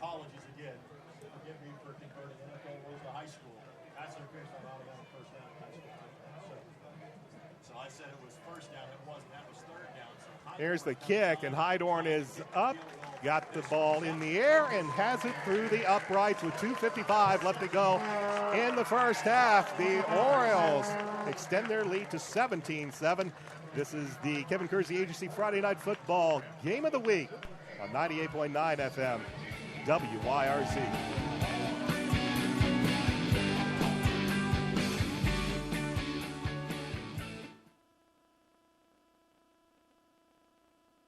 State Farm agent Pete Fay is located at 431 East Northfield Drive in Brownsburg. They're open Monday through Friday, 9 a.m. to 5:30 p.m. More information about life, auto, and home insurance can be found by calling 317-852-9780. Like a good neighbor, State Farm is there. A 26-yard field goal by Justin Hydorn extends the Avon lead to 17-7 with 2:55 left to go in this first half. Alongside J.P. Sinclair, I'm Brian Scott. This is the Kevin Kersey Agency Friday Night Football Game of the Week on 98.9 FM, WYRZ. We'll see if Hydorn can get a leg into this one. All of them is short. This one is a good kick, and it's going to be taken at the 8-yard line up to the 20, 25, and it's Trey Poor, I believe. Trey Poor with the return. He will take it out to the 28-yard line, and that is where the Royals will have it 1st and 10 with 2 minutes and 50 seconds remaining in this first half, trailing Avon by the score of 17-7. Yeah, we're seeing I really like the way Avon's come out and played, particularly on the defensive end. Hamilton Southeastern is going to have a long way to go, but they got a whole nother half to do it. So it'll be interesting seeing how they go about it. There's a pass, and it's complete. This one's Drew Ouellette, and he will bring it in, and he will be very close to a first down. And they will give him the first down as they'll spot the ball at the 39-yard line. 1st and 10 Southeastern as they will set the chains, and the Royals quickly up to the line of scrimmage. Ball on the far hash. Royals moving left to right as now they'll check to the sideline with the clock continuing to count down. 2:25 left to go first half. Mullet back to pass, quick pass, looking for Ouellette again, but this time in and out of his hands on that far sideline. It'll bring up 2nd and 10.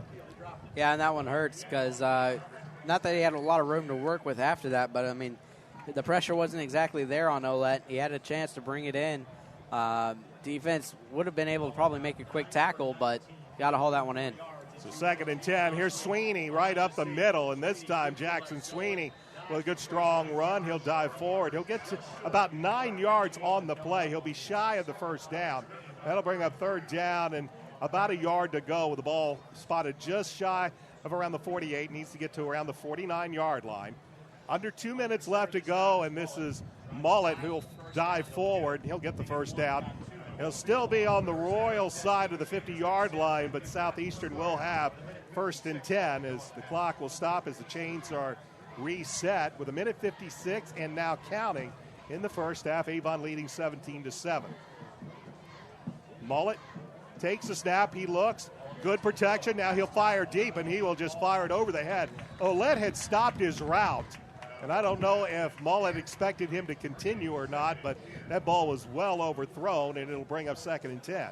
Yeah, I'm not sure if that was a receiver option there, but based on the coverage, I think Ouellette had the best idea there to try and curl it around on the short route. 3 wideouts to the near side this time. Mullet back to pass. He'll sling it, and it's going to be incomplete. Tried to sling it to the near side, looking for Max Brooks, and good coverage over there by Nicholas Gray. Actually, it was Logan Beagle, the intended receiver. It was Gray with the coverage. And now we'll bring up 3rd down and 10 for Hamilton Southeastern. Ball, nose of the football, just shy of the midfield stripe as the sun is setting here at Hendricks Regional Health Stadium. Still a bit of a breezy night. Back to pass is Mullet. Fires left side, incomplete. Almost picked off. Coming in to make the play was Sammy Bullock. They were looking on that far side once again to Drew Ouellette. That's incomplete. And now the Royals will have to punt this ball away with still 1:33 left to go on the clock. And Avon still with 2 timeouts remaining. Remember, yeah. Avon will receive the kick to begin the second half. Avon has a great opportunity to capitalize here going into half. Eben Street on to kick this one away. A high kick. It will spin. It's going to take a bounce. It'll take a Royals bounce, and it's going to be down inside the 20, inside the 15, inside the 10 to about the 9-yard line. And now might change the thoughts of one Mark Bless. He had a lot of time and a couple of timeouts, but now deep in your own territory. Might see if they can run this ball ahead, pick up a first down or two, go to the locker room with a 10-point lead, knowing that you're going to get the ball to begin the second half. Yeah, you got to be cautious here because you don't want to turn the ball over and give Hamilton Southeastern a chance to get right back into it.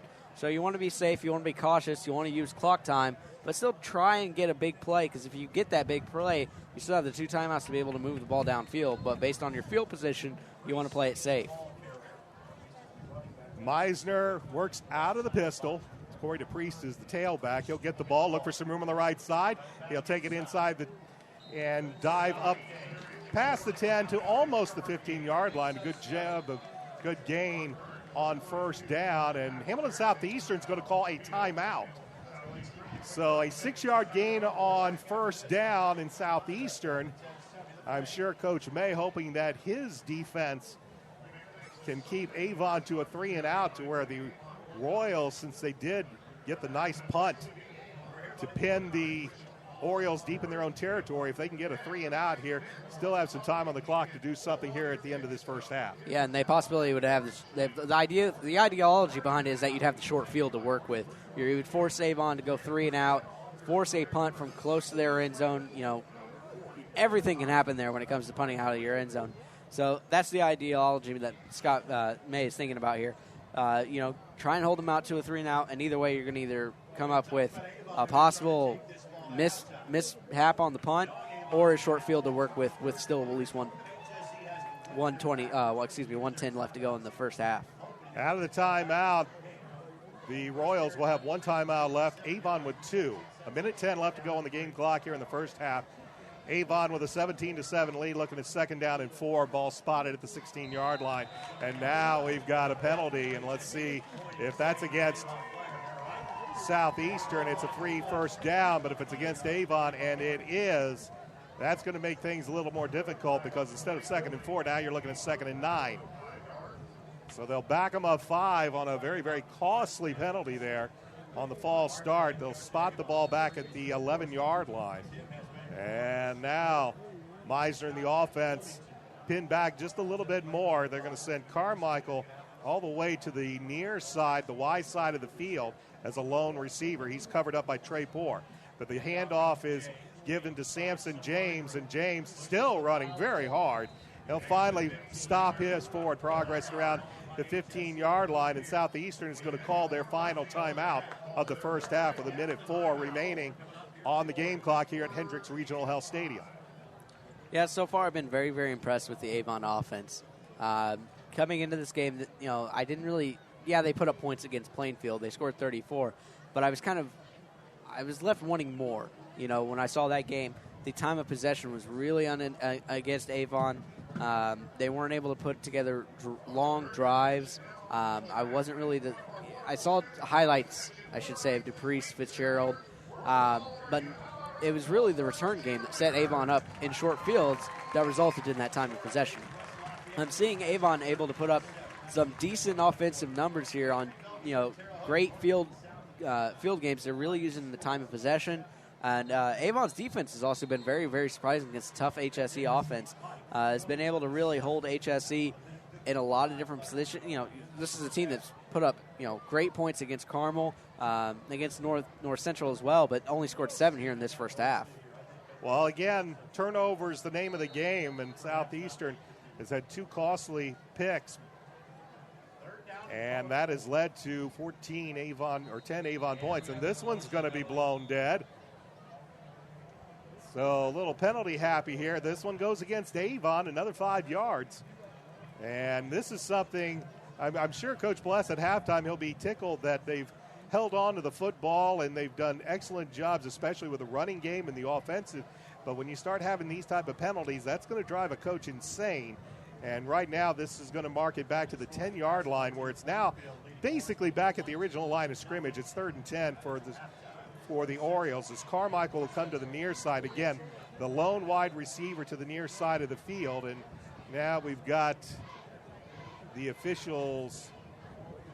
They are, I believe, changing the clock.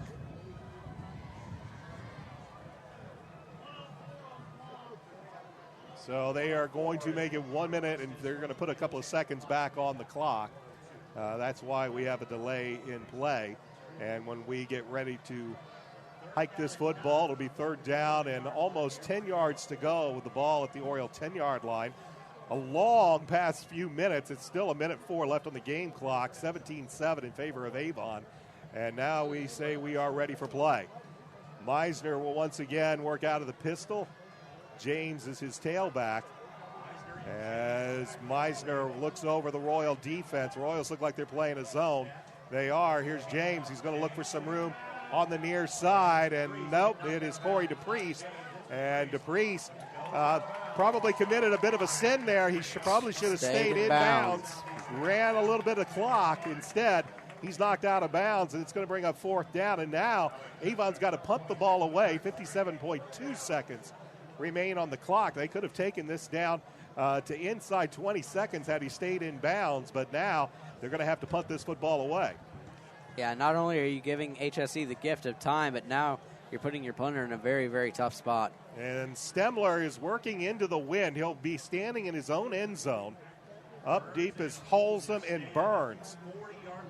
Here is Stemler. He will get a high kick. The wind is going to catch it, and Holzum will take it at the 35-yard line of Avon.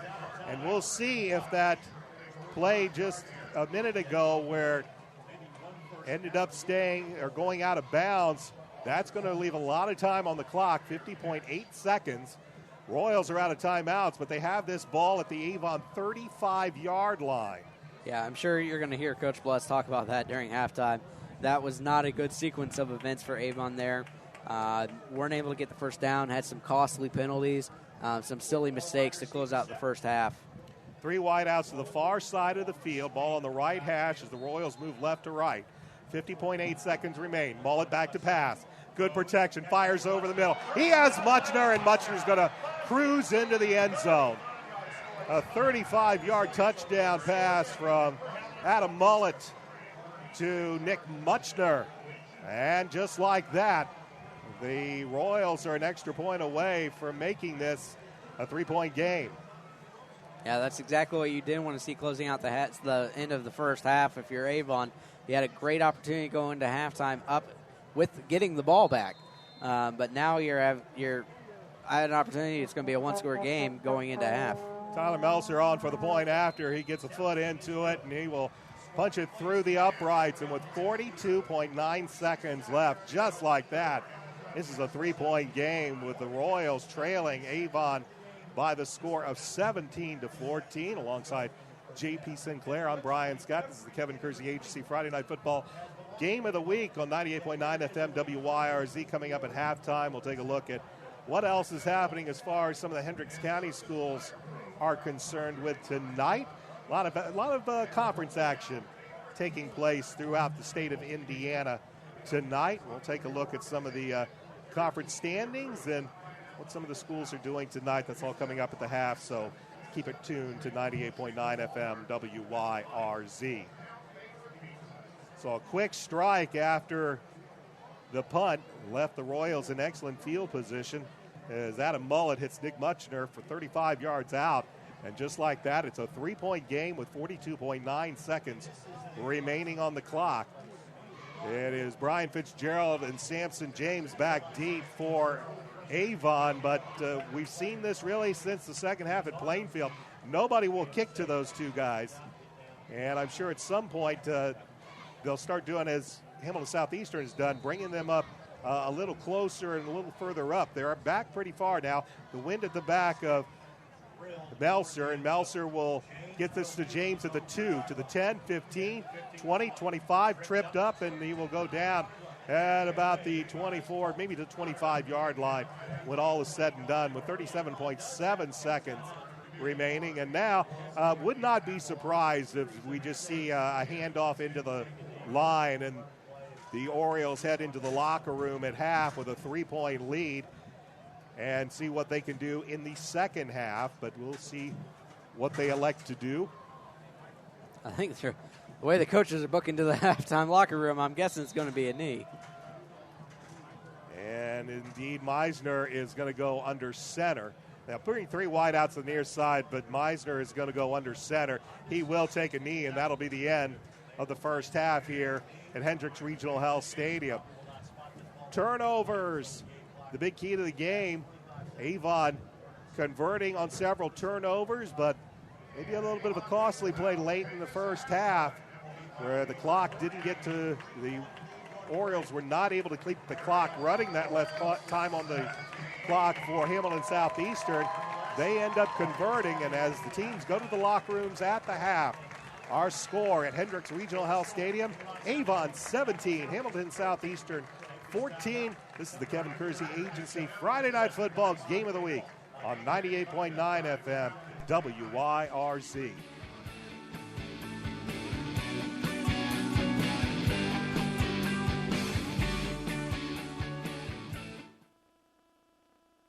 Since 1968, the Kersey family has been helping customers with insurance needs. They have insurance coverage for homes, autos, and recreational vehicles. They're located at 701 North Green Street in Brownsburg, and their phone number is 317-286-3481. They can also be found on Facebook at the Kevin Kersey Agency or their website at www.farmersagent.com/K Kersey. The Kevin Kersey Agency is a member of the Farmers Insurance Group. Westside Plumbing Heating and Air offers residential heating and air conditioning maintenance, repair, and replacement, and serve all of Hendricks County and West Indianapolis. Their phone number is 317-445-8399. More information can be found at westsideplumbing.net and their Facebook page by searching for Westside Plumbing. Kurt David checking in, and join me after the game tonight for Taking You Back, playing the best of the 80s, right here on 98.9 FM, WYRZ. Panuni's Pizza and Wings in Brownsburg delivers to Pittsboro, Claremont, North Avon, and all of Brownsburg. Pizza, calzones, breadsticks, and wings are always available. More information can be found on their Facebook page as well as their website, panuni.com. They're located at 1447 East Main in Brownsburg. The phone number is 317-286-3500. Open Sunday through Thursday, 11 a.m. to 9 p.m. Friday and Saturday, open till 11 p.m. More flashback party sounds and your radio sure feels better. It's party time. All oldies. The great Buddy Holly was born September 7th, 1936 in Lubbock, Texas. On a special edition of the Flashback Party this week, we'll document his career and the events that led up to the plane crash that took his life and that of Richie Valens and the Big Bopper. Join us this week for a special edition of the Flashback Party. Flashback Party with Bob Jenkins, underwritten by Brooknell Village in Avon, right here on WYRZ.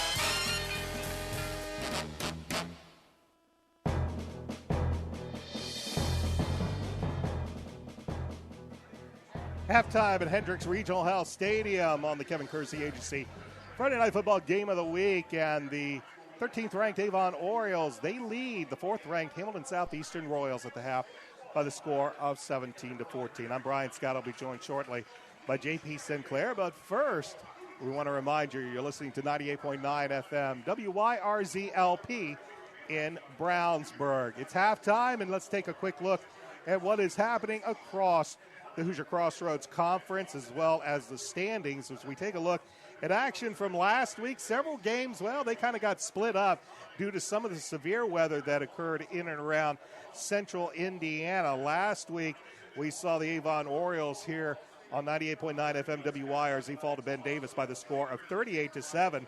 Brownsburg Bulldogs, they go to 2-0 on the season. They took on Lawrence North, and they came away with a hard-fought 13-8 victory. Westfield, they blanked Southport 27-0. And Zionsville, they picked up their second win to begin the season. It was in a dogfight against the Lebanon Tigers, but the Eagles prevail 55-54. On Saturday, 3 teams were forced to play their games due to the severe weather. Noblesville, they played the Carmel Greyhounds. They fell to Carmel by the score of 24-9. Fishers, they knocked off the Pike Red Devils 41-36. And, of course, these Hamilton Southeastern Royals beat the Panthers of North Central 31-7. Tonight, everybody playing tournament or playing conference games. Of course, with the HCC being a 7-team conference, that means one team is going to be left out of the party. That'll be the Brownsburg Bulldogs. They're playing the Franklin Grizzly Cubs tonight at Franklin.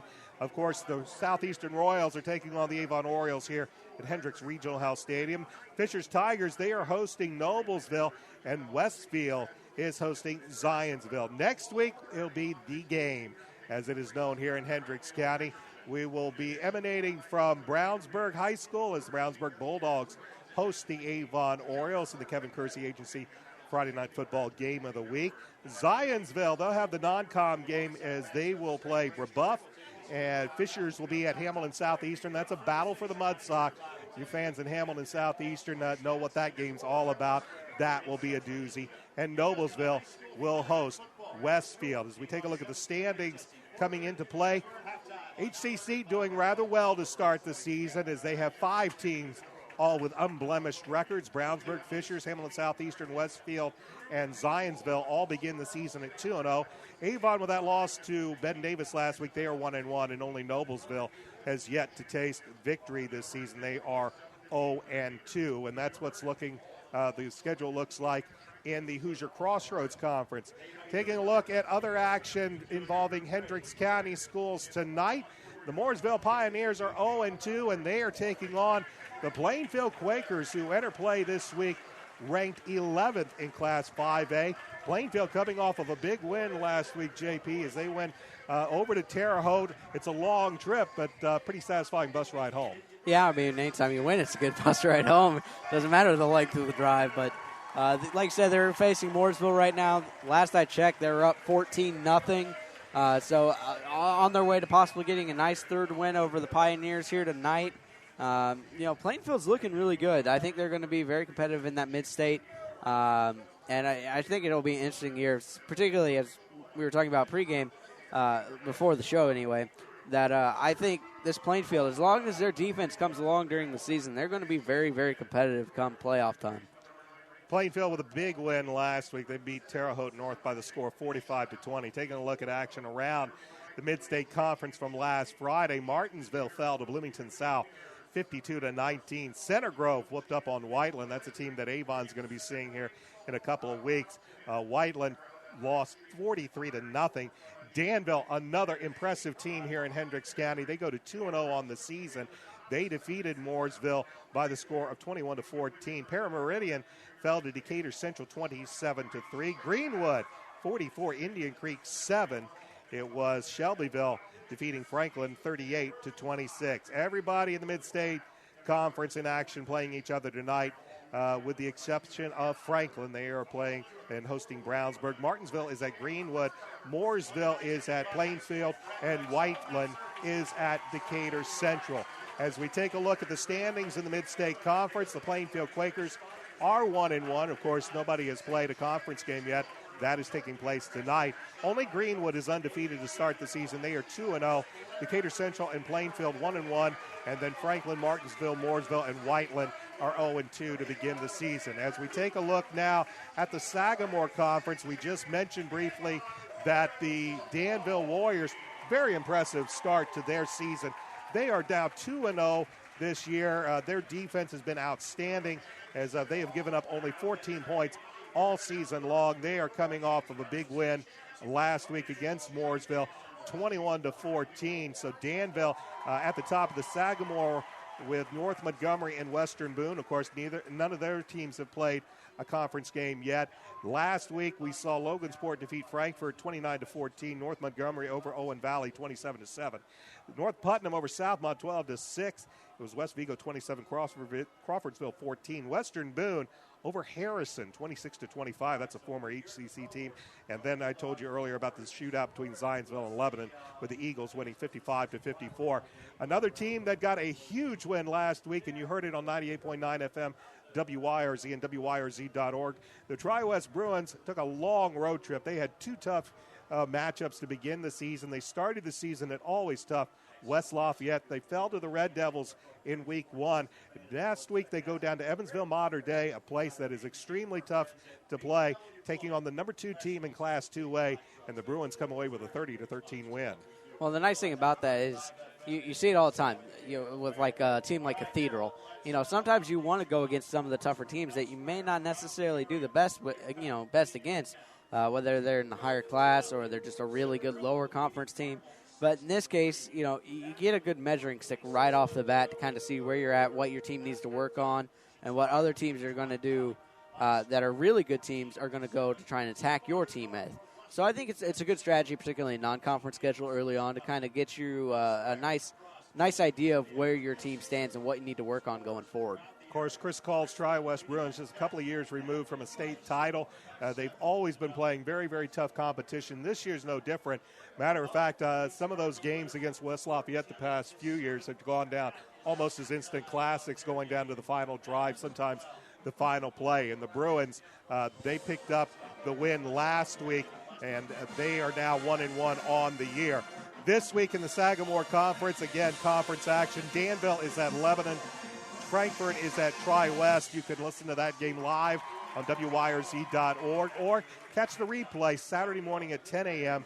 as Westside Plumbing presents Tri-West football on 98.9 FM WYRZ. North of Montgomery is at Southmont, and Western Boone is at Crawfordsville. And finally, the Cascade Cadets are 0-2 to start the season as Cascade fell last week to Monrovia. Not really a bad thing when you are not, maybe not unexpected when you consider Monrovia is number 1 in Class 2A. The Bulldogs, very, very strong team. They defeated Cascade last week 51-0. Western Indiana, they're playing conference play tonight. Cascade is hosting Brown County. Edgewood is at Cloverdale. Greencastle at West Vigo. Indian Creek at Owen Valley. North Putnam is at South Putnam. And Sullivan is at Northview. And when we take a look at Cascade, that's a program that has had its up and down. They have Coach Spinks, a new coach. He was from Whiteland and had a lot of success down there with the Warriors. And it's going to take a little time for the Cadets, I think, to get things turned around. But I think they are headed in the right direction. Yeah, I mean, it's tough. You know, when you're playing in a smaller rural area like Cascade is, your pool of players maybe not necessarily as big as some of the higher class schools. But I think that, like you said, they have a good coach now, good opportunity to grow that program. And I think you'll see dividends pay off down the road.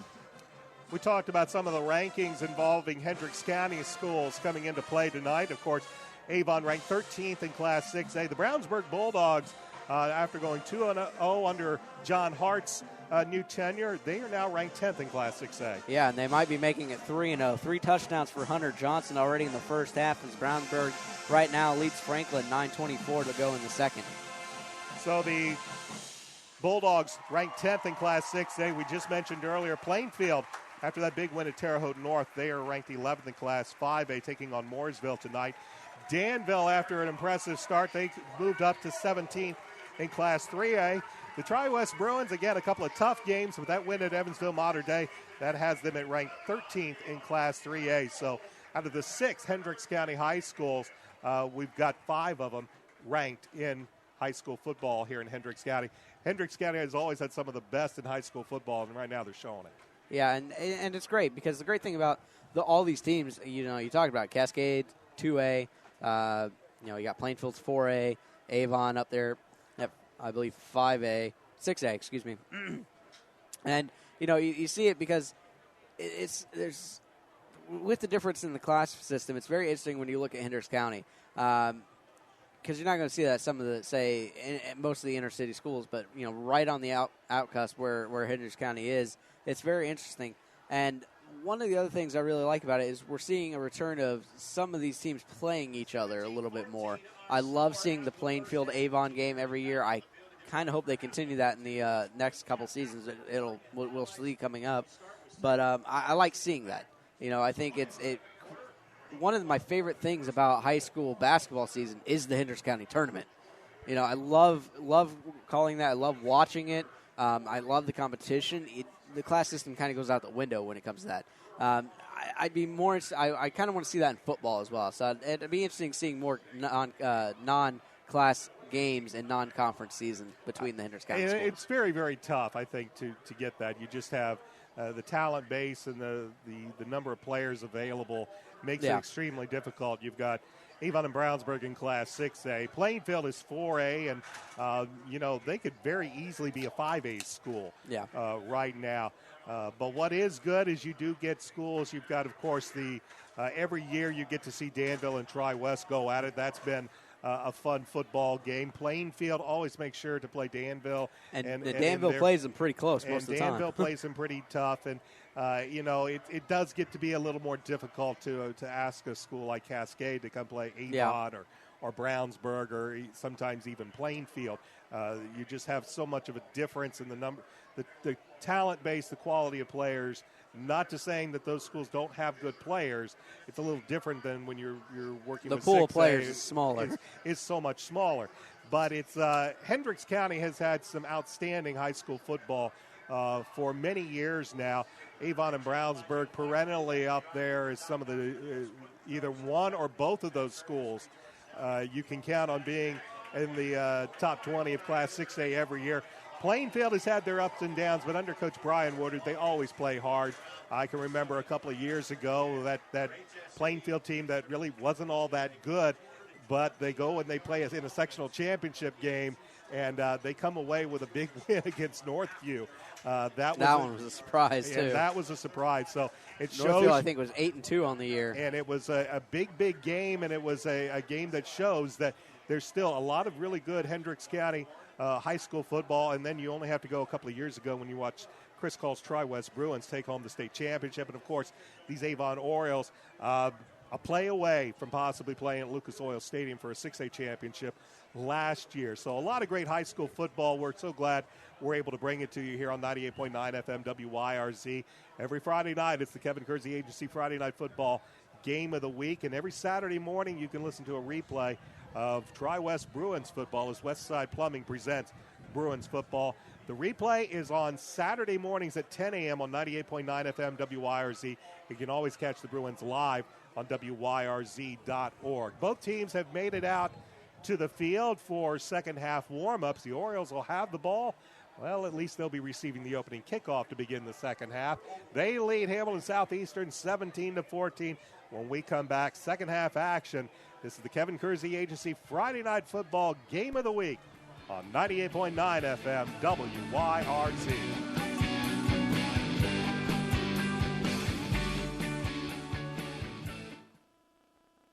Panuni's Pizza and Wings in Brownsburg delivers to Pittsboro, Claremont, North Avon, and all of Brownsburg. Pizza, calzones, breadsticks, and wings are always available. More information can be found on their Facebook page as well as their website, panuni.com. They're located at 1447 East Main in Brownsburg. The phone number is 317-286-3500. Open Sunday through Thursday, 11 a.m. to 9 p.m. Friday and Saturday, open till 11 p.m. Dr. Timothy Greer and Dr. Christopher Lefebvre of Avon Dental Center have been in practice in Hendricks County for over 20 years. Located in Avon's Beechwood Center area, just east side of Ivy Tech, they're open Monday through Friday, although early morning hours are available. You can get more information at avondentalcenter.com or by calling 317-272-8100. In conjunction with the second annual Car Show, WYRZ will also be holding the first classic vinyl sale at the 4-H Fairgrounds on September 24th. Irvington Vinyl of Indianapolis has donated hundreds of classic vinyl albums for this WYRZ fundraiser. So after you check out the classic cars, check out the classic vinyl at the 4-H Fairgrounds on September 24th. Contact the radio station for more information at 317-852-1610. Hey guys, it's Rob Kendall inviting you to join me every weeknight at 7 o'clock for Central Indiana Today. Join me as I interview an elected or appointed official or newsmaker in the area. Whether it's Donald Trump. You're terrific. I wish I could have every interview just like this. Okay, that would be a great dream. Senator Dan Coates. Wish you nothing but the best of success, and I'll look forward to being on the show in the future. Senator Joe Donnelly. I'd love to be back on with you again next month, too. This would be fun. Or Governor Mike Pence. Hey, great to be here. The difference makers in Central Indiana are on Central Indiana Today. Weeknights at 7 on 98.9 WYRZ.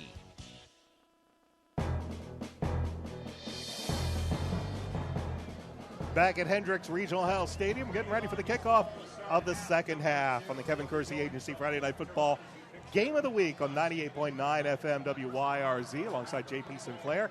I'm Brian Scott. The Orioles won the toss. They defer to the second half, and they will take the football as they set up to return this kick as they lead Hamilton Southeastern by the score of 17-14. Had a chance maybe to go into the locker room leading by a score of 17-7. However, not able to stay in bounds and keep the clock running has now cost the Orioles, and cost them in a big way as Nick Muchner was on the receiving end of a 35-yard touchdown pass from Adam Mullett at toward the end there of the first half, and that's where we stand, 17-14. But the Orioles have the lead, and they're getting ready to receive the opening kickoff here of the second half from Tyler Melser, and Melser will punch this one in the air, and Chad Carmichael wisely just caught the ball and crumbled to the ground at the 40-yard line to protect it. And the Orioles will have excellent field position,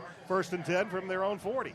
Yeah, we talked about the end of that half, agnosium, but it was such a bad ending to the half. You had the penalties, you're deep in your own territory, and then you give it back to HSC and there get the score. You had an opportunity to go ahead by 2 scores and then get the ball to start the third.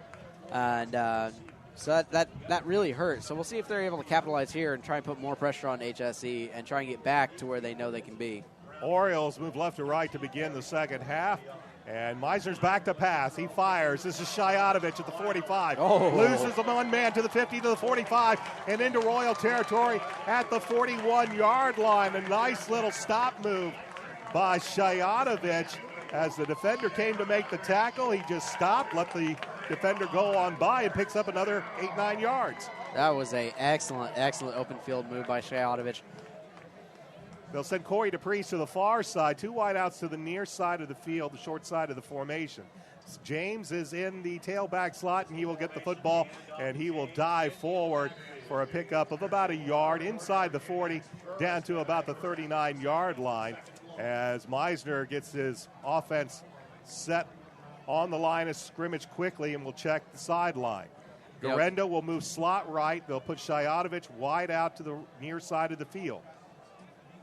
3 wide outs, 1 to the far side of the formation. Royal slow blitz. Meisner fires downfield, looking for Garendo, and almost interception as it was overthrown, and the ball in and out of the hands of cornerback Will Darlington. It'll bring up 3rd down and 9. Meisner has not really gone through his progressions very well here. We've seen a couple very, very close interceptions here during the course of this ball game. That was another one that was right off the fingertips of the defender that could have easily been picked off. He needs to definitely do a better job, particularly with his pre-snap reads, to find out where that open receiver is going to be, because right now he's been thrown in double coverage a couple different times. That's going to cost him if he continues to do it. 3 wides to the left. He'll have a solo wide out to the right side. Samson James, the lone tailback, as Meisner works out of the pistol. Back to pass.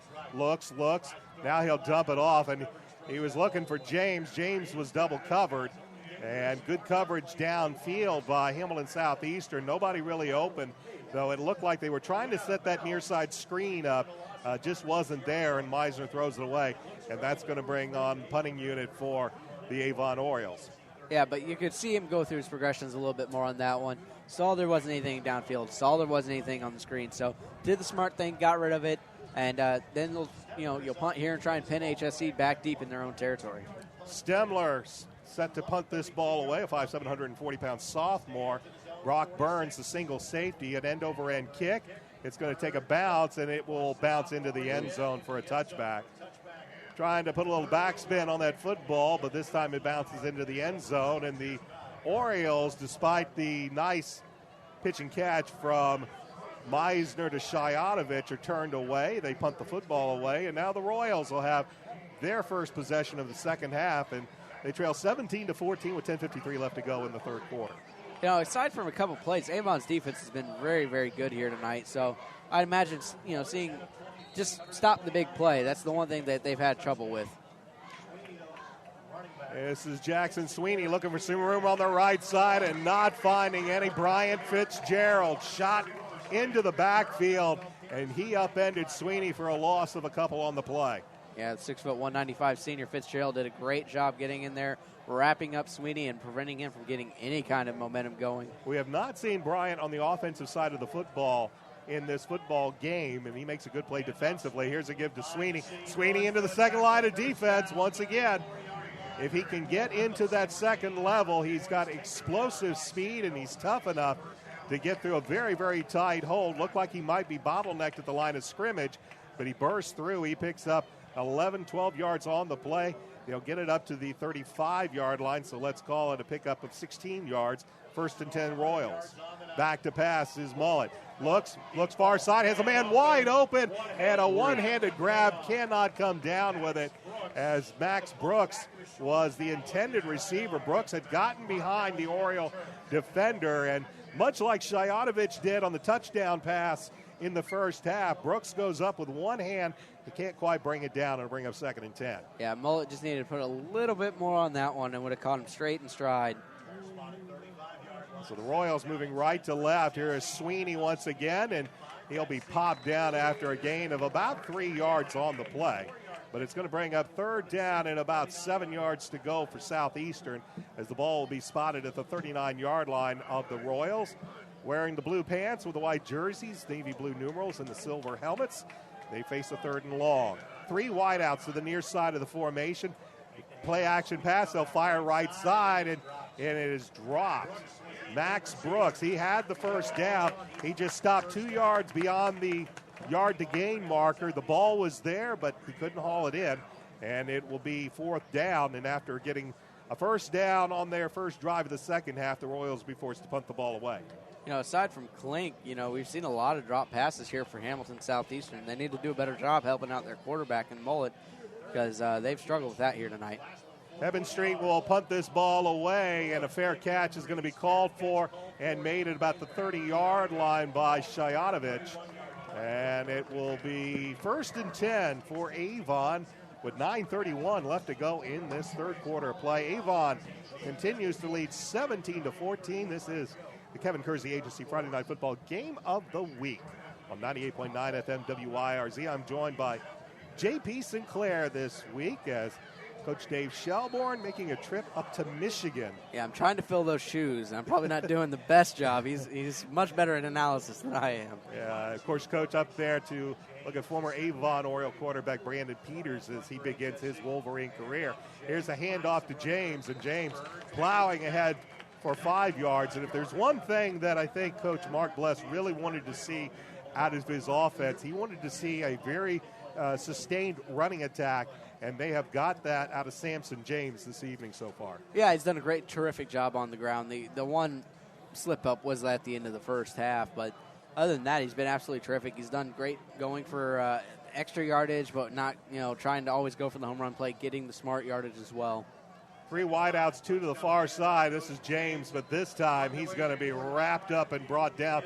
Nathan Conley, 5'6", 155-pound sophomore, brings him down for little to no gain. Ball will be at the 35-yard line of Avon, where they'll have 3rd and 5. Yeah, this is a nice distance. I mean, Avon's got a lot of options here. Screens, quick passes, or hand off to James. So a lot in the playbook here on 3rd and 5. Shayatovich and Garendo to the far side. Garendo will work out of the slot. DePriest to the near side. James alone tailback, Meisner out of the pistol. Back to pass, good protection. Meisner fires, and he was looking for Corey DePriest, and DePriest either stopped just a little bit early or that ball was thrown a little too far ahead of him. It's either way, they don't hook up, and it'll bring up 4th down, and the Orioles will have to punt this ball away. Yeah, Meisner once again didn't look at anybody else other than DePriest on that play. It's easy for the defense to kind of read the play when you're just, if you don't move your eyes, look around, see what else is available. Stemler to punt, Holzham and Burns, back.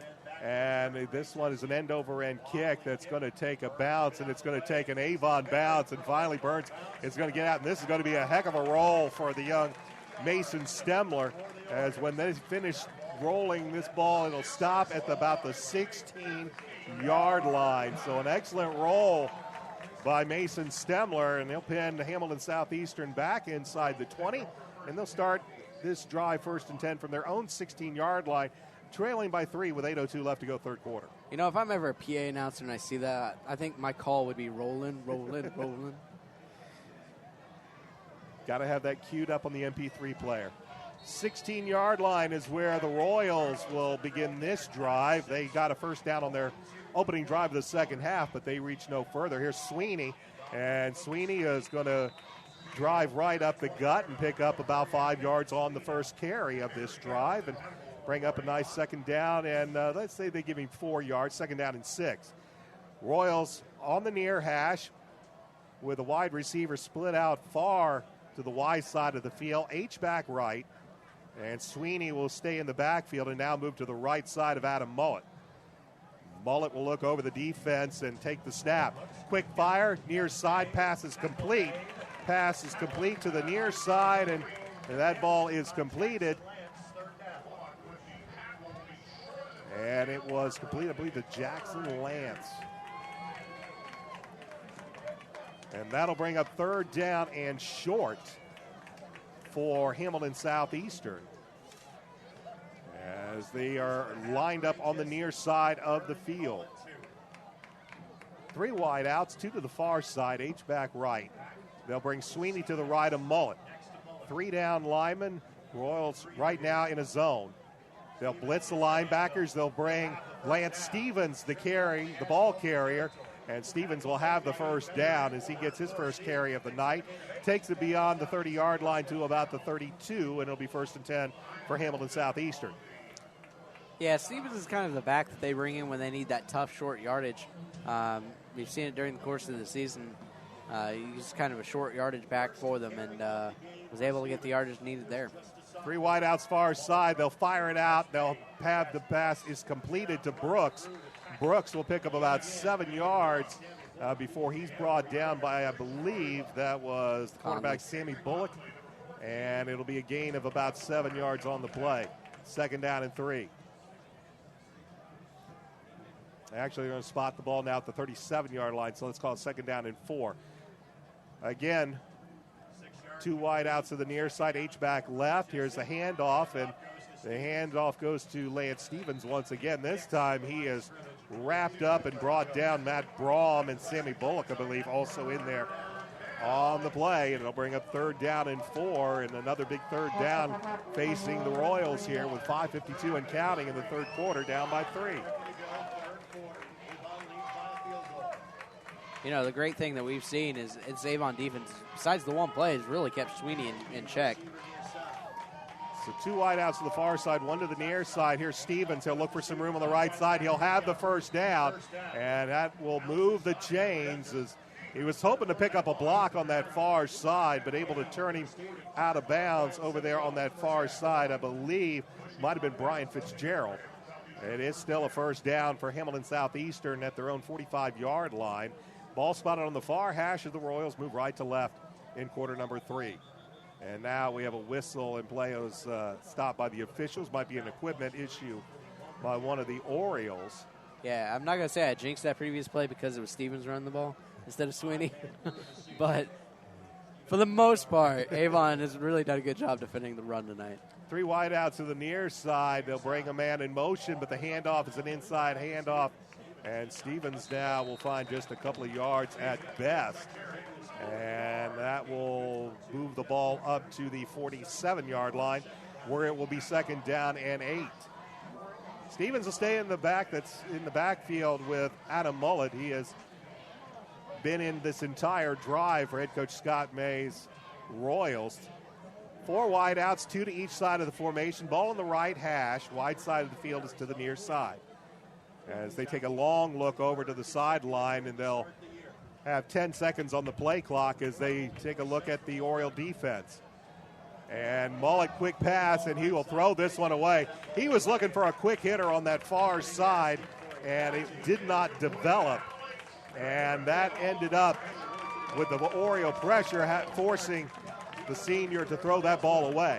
Yeah, that was a very well-timed blitz by this Avon defense, able to put pressure on Adam Mullet right there pretty early on before he had a chance to even get set and try and turn to throw the ball. Now it's 3rd down and 8 as Mullet's back to pass. This time good pressure. He has Klink over the middle. Klink to the 40, to the 35, to the 30, and inside the 30. Just a simple little crossing route over the middle. He was left wide open in the middle of the Avon zone, and he picks up a big 20-plus yard gain inside the 30 down to the 29-yard line. Yeah, that's the one person this Avon defense has not been able to find an answer for is Klink, who's been absolutely, spectacular here. Here's Jackson Sweeney back into the game for the first time in this drive, and he picks up a yard or 2. That's all before he has popped and dropped. Gain of only a yard, 2nd down and 9. Ball at the 28-yard line of Avon, 4:17 and counting here in the 3rd quarter. Avon up 17-14, but the Orioles now in striking distance. 3 wide outs to the far side of the field. Sweeney to the right. The pass is over to the left side. This is in and out of the hands of Max Brooks. And Adam Mullet is probably going to be talking to a few of his receivers after this football game. Another drop pass. That's going to bring up 3rd and long for Southeastern. That's about the 5th or 6th one.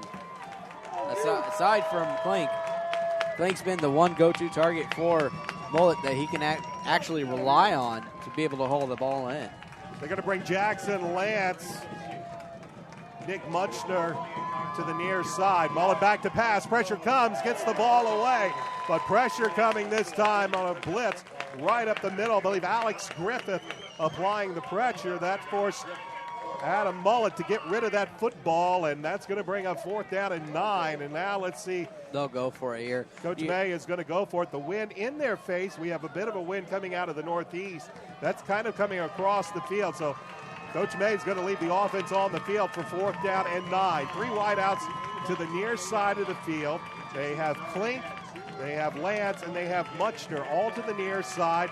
They have Brooks as a lone wideout to the far side. Sweeney to the right of Adam Mullet. Orioles stay in his zone. Mullet back to pass. He looks, pump fakes, fires over the middle, too high, incomplete. And for the 3rd time tonight, the Royals will turn it over on downs. Jackson Lance, the intended receiver. Yeah, and I'll still never fault a coach for going for it in that area, particularly at this level.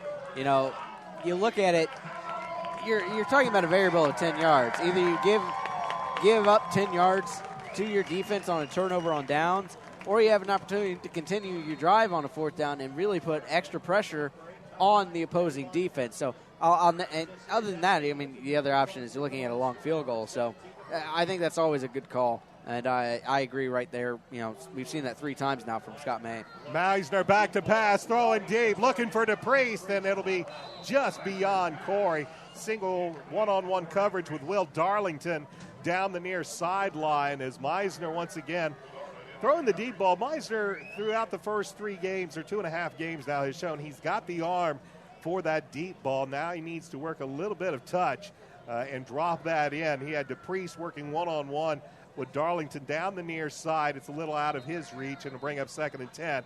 And now we have an official's timeout.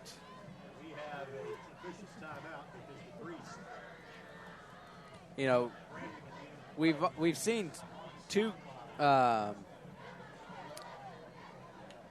Corey DePriest is over here on the sideline. Look like they're trying to stretch out a cramp. He was the intended receiver, and the officials, I think, were alerted by the Avon bench that DePriest was still down on the sideline, so that is why we have a stoppage of play with 3 minutes and 50 seconds remaining in this 3rd quarter. Avon Orioles leading Hamilton Southeastern 17-14 on the Kevin Kersey Agency Friday Night Football Game of the Week on 98.9 FM WYRZ. As they have now gotten Corey up and brought him over to the sideline, and it'll be 2nd down and 10 with the ball at the 28-yard line of Avon. 2 wideouts to the near side. Back to pass, Meisner. He has a man out in the flat. That is Shayatovich. And Shayatovich will pick up about 8 yards on a nice little leak out into the flat. Meisner hits him, and it's a nice gain to make it 3rd and short, 3rd and a yard at the Oriole 37-yard line. Yeah, you talked about Meisner's touch. We've seen the touch a couple times. There was that really great delayed screen pass. We saw it on the one-handed grab by Shayatovich. So he's got touch, but the problem is just touch over distance. We have not seen him be able to hit his receivers in stride with his touch. Samson James is the tailback on this 3rd down and 1. Ball on the near side. 2 wideouts go to the far side of the formation on 3rd and short. Royals up front. They send blitz from the outside. Meisner back to pass. They set up the screen, and this time Samson James could not catch it. It would have been an easy 1st down, but James is unable to corral the football, and that'll bring up 4th and 1. And Coach Mark Bless will send Mason Stemler and the punting unit onto the field. Yeah, but a scoreless 3rd quarter right here. Neither team can seem to get their offense and going after the halftime. You think at halftime you're making adjustments to do better offensively, but right now neither team's really been able to find an answer. Brock Burns will be a single safety. He's going to set up around his own 35-yard line. Stemler will set up at his own 21. Low snap. He'll get this one away. End-over-end kick. It'll be fielded by Burns at the 37, and he's got a hole to the 50, to the 45, to the 40. He's got just the punter to beat, and actually coming over and making a nice play. As making this play at the 15-yard line. Might have been Brian Fitzgerald coming over there to make the tackle, and that's actually, I think, Burns still down over there on the far sideline. after the tackle, but an excellent punt return. It was a low end-over-end kick. Burns fielded it running up, and by the time he caught the ball, several Orioles were already past him.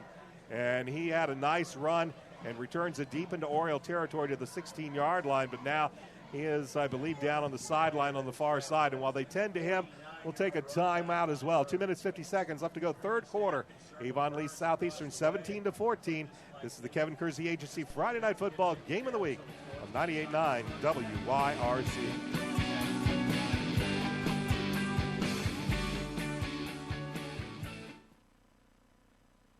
Reynolds Body Shop has been family-owned and operated for 30 years, providing collision repair. They're located at 4325 West Washington Street in Indianapolis, just 4 stoplights east of 465. They're open Monday through Friday from 7:30 to 5. Learn more about them on the web at www.reynoldsbodyshop.com or call 317-243-2372.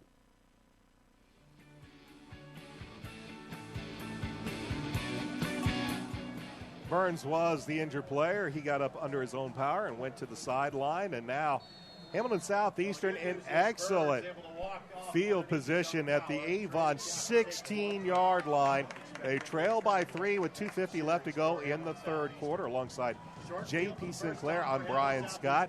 And here's a handoff on the right side. Sweeney is going to pick up a couple of hard-earned yards inside the 15 down to the 14-yard line as he goes around the right side as the Royals move right to left here in the third quarter. Yeah, once again, they're going with Sweeney on the attack, but Sweeney, hasn't really been able to get a whole lot going here for Hamilton Southeastern. 2 wideouts to the near side, but they give us to Sweeney up the gut, and he won't get anything because there's a wall of black-clad Oriole defenders waiting for him.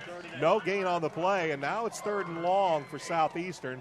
They are in field goal range for one Tyler Melser, but we'll see what they can do here on 3rd down and 8. 3 wideouts now to the near side, the wide side of the field, as Adam Mullet will check over to the sideline to head coach Scott May and see what they want to do here.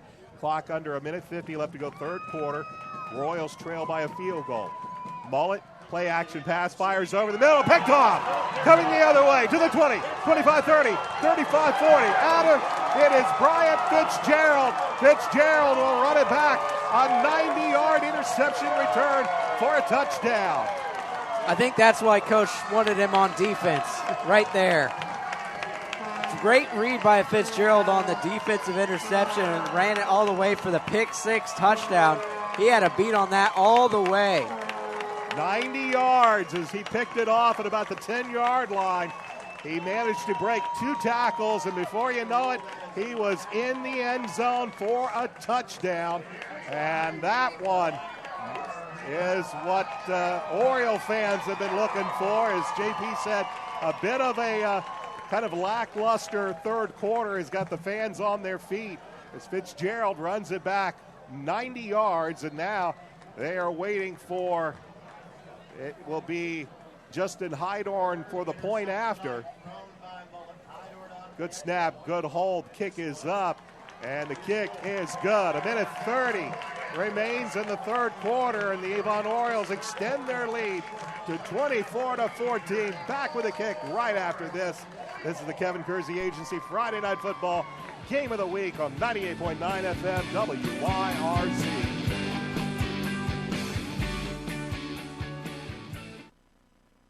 Westside Plumbing Heating and Air offers residential heating and air conditioning maintenance, repair, and replacement, and serve all of Hendricks County and West Indianapolis. Their phone number is 317-445-8399. More information can be found at westsideplumbing.net and their Facebook page by searching for Westside Plumbing. Kurt David checking in, and join me after the game tonight for Taking You Back, playing the best of the 80s, right here on 98.9 FM, WYRZ.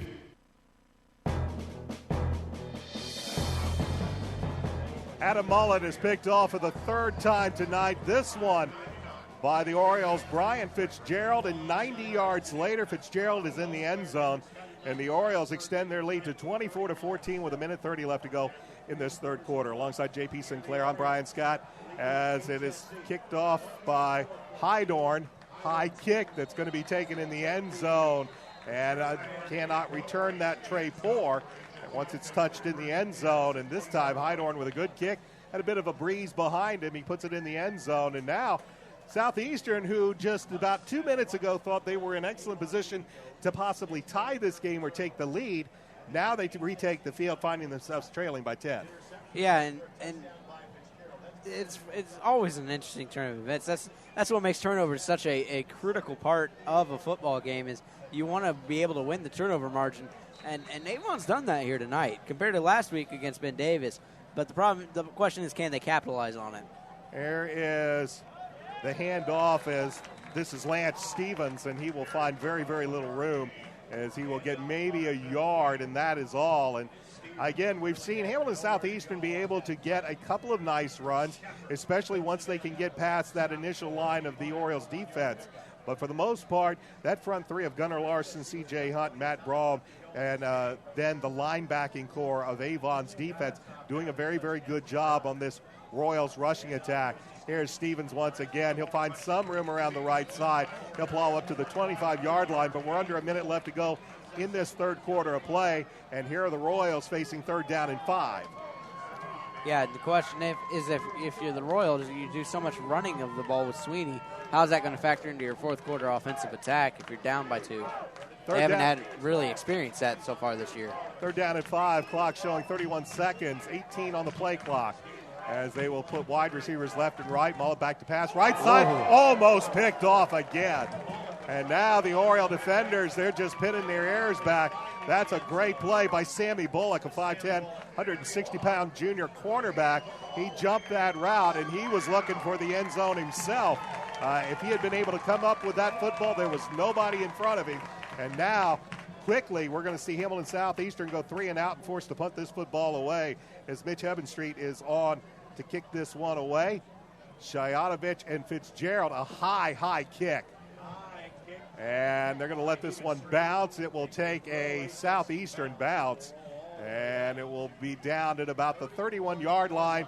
And when they stop it, there will be 11.1 seconds remaining on the play clock here at Hendricks Regional Health Stadium, where the 13th-ranked Avon Orioles lead the 4th-ranked Hamilton Southeastern Royals by the score of 24-14. As JP mentioned just a few moments ago, quite a turnaround in the turnover battle from last week for Avon, where they turned the ball over 6 times and were on the very short end of a loss to Ben Davis. This time they're +3, and they have the 10-point lead, as they'll have the ball 1st and 10 from the 31-yard line, and it is Samson James, the ball carrier, and that will be the final play of the third quarter. An exciting turn of events here in the closing moments here of the third quarter. We've got 12 more minutes for you at the end of 3 here on the Kevin Kersey Agency Friday Night Football Game of the Week. The Avon Orioles lead the Hamilton Southeastern Royals. Hey guys, it's Rob Kendall inviting you 24-14. Back with fourth quarter action right after this on 98.9 FM WYRC.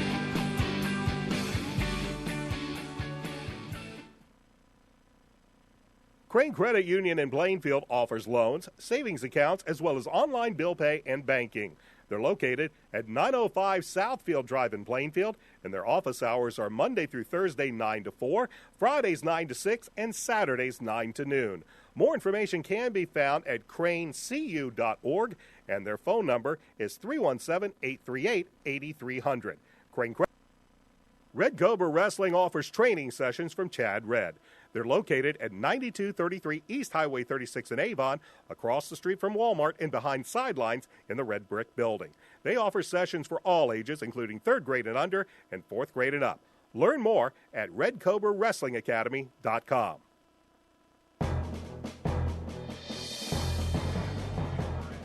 Final 12 minutes of play here at Hendricks Regional Health Stadium as the Avon Orioles lead the Hamilton Southeastern Royals by the score of 24-14 on the Kevin Kersey Agency Friday Night Football game of the week. The Orioles now moving right to left and have a 2nd down and 6 from their own 35-yard line. The handoff is to DePriest, and DePriest will find some room, but he'll gain only about 4, maybe 3 yards on the play. It'll bring up 3rd down and a long 3 with the ball spotted at the 37-yard line as we begin quarter number 4. Avon with a 10-point lead. Alongside J.P. Sinclair, I'm Brian Scott. And on this 3rd down and 4, it will be Meisner handing the ball off, and James stumbles, and he will maybe get back to the line of scrimmage at best, but it's going to bring up 4th down. They'll give him a yard. That's all. They'll call it 4th and maybe 2, and they're going to leave the offense on the field. So on 4th down and 2, Meisner's on the field, and now we have timeout called, and we'll see. Southeastern is calling a timeout. They were probably setting up for a punt return and then found Avon out on the field ready to run an offensive play. I can't say I blame him. I figured it would be a punt too. I mean, 11-10 to go in the 4th quarter. I mean, and you're in your own territory, and it's a 2 down. I mean, 2 yards to go for the 1st down. That was an interesting play call by Mark Bless. I kind of wonder if he was possibly trying to draw him off sides. Well, they had already snapped the ball. The ball was going to James. The question is now, after Southeastern using one of their 3 timeouts here, will they continue to leave the offense on the field, or will we see Stemler? It was the offense. It is Meisner and Samson James coming out. 4th and a long yard, call it 2. And the Avon offense stays on the field. And now Hamilton Southeastern, and they're trying to get some noise here from the Oriole crowd as Meisner looks over the defense. 4th and 2. Ball at the Avon 39-yard line. Now underneath, and now, well, we're going to end up kicking this one away as the offensive line had a man fire ahead of the count, and that's going to make things that was more of a cannon ahead of the cannon ahead of the gun. Meisner had moved under center. Now, whether he planned to snap the ball and go on a quarterback sneak or just try to hard count, we'll never know, but it ends up being a 5-yard penalty, and now it will be Mason Stemler on to kick this ball away as we watch Brock Burns and Austin Holzman drop back deep and around their own 40-yard line. Stemler will get this ball away, a high kick, and it will be taken by Holzman. No fair catch, and Holzman still running around, and finally he's going to be drugged down about the 45-yard line or so. Gutsy call by the 6', 170-pound senior. He had Oriole kick covers bearing down, but he didn't call fair catch. Well, it's the 2nd time it's happened. Last time it was for a huge gain. I'm not sure if the Avon Gunners are just not keeping their heads up to see if that hand's not raised. But if that hand's not raised, you got to lay him out because that's a free opportunity for a nice turnover. And Avon has been very, very shy in that gunner position to possibly lay on the big hit. And it resulted in a long return last time. So the Royals have it 1st and 10. They give it to Sweeney. Sweeney's tripped up in the backfield and is not going to get anywhere on the play as Camden Morrell, I believe, was in there to make the initial hit. And Sweeney will barely get back to the line of scrimmage. No gain on the play, 2nd and 10. A great job by this Oriole defense. We saw Sweeney get up the 69-yard touchdown run. He's had a couple of nice runs, nothing close to that 69-yard run, and mostly, for the most part, the Orioles defense has played well here against the run. Here's a long pass, looking for Muchner, incomplete. Ian Pendleton in coverage for the Avon Orioles. And here's Hamilton Southeastern again, 3rd down and long, and after getting a nice field position on the punt, they're now in danger of having to go 3 and out once again as the Oriole defense looking to stiffen up. Yeah, I mean, pretty much no gain on the run, and then you turn around and you have an incomplete pass, and very quickly you're at 3rd and 10. You made no gain on the entire 2 plays before that. Klink and Brooks to the far side, Muchner and Beagle to the near side. They're looking deep. The pass is complete to Max Brooks. Penalty flag on the play. That's likely for defensive pass interference, but Brooks came down with a nice catch.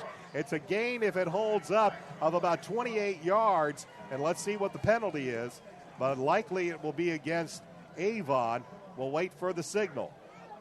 Nice throw by Adam Mullet, and it is pass interference against Avon. That penalty will be declined. Call it a 29-yard completion.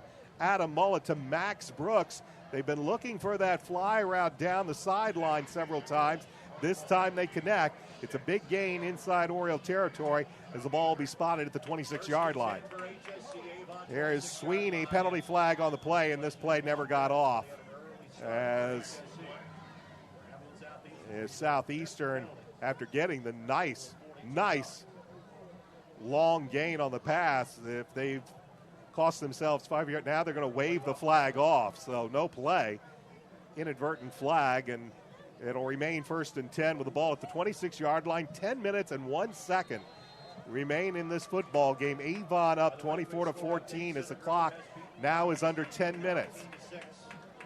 Tight formation as the give is play action pass. Mullet rolls near side. Good coverage downfield. Fires deep, looking for Ouellette in the end zone.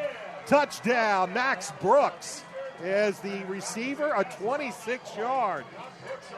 From Adam Mullet to Max Brooks. And just like that, Southeastern is a point away from making this a 3-point game. Good job by Mullet of extending the play, directing traffic. He had Brooks follow him toward the near side of the field. And as the kick is up, the kick is good with 9:42 remaining in this fourth quarter. 24-21. We have a great football game here for the Kevin Kersey Friday Night Football Game of the Week. I was mentioning that Adam Mullet on that play, extending the play, rolling to the near side, bringing his receivers, telling him to go downfield, and Max Brooks following his quarterback. And as that often happens when you get one of these types of plays, sometimes the defenders get kind of lost with the receiver coming across the field. And a nice play and a nice catch by Brooks. That's a hard throw to make, too. He's coming to the near side, trying to throw it right-handed. Brooks with a nice catch. And Southeastern now trails 24-21. Still plenty of time to go in this football game, 9 minutes and 42 seconds. And they are getting ready to kick this football away. So a couple of big plays, pass plays. Mullet hit Brooks for 29 yards earlier.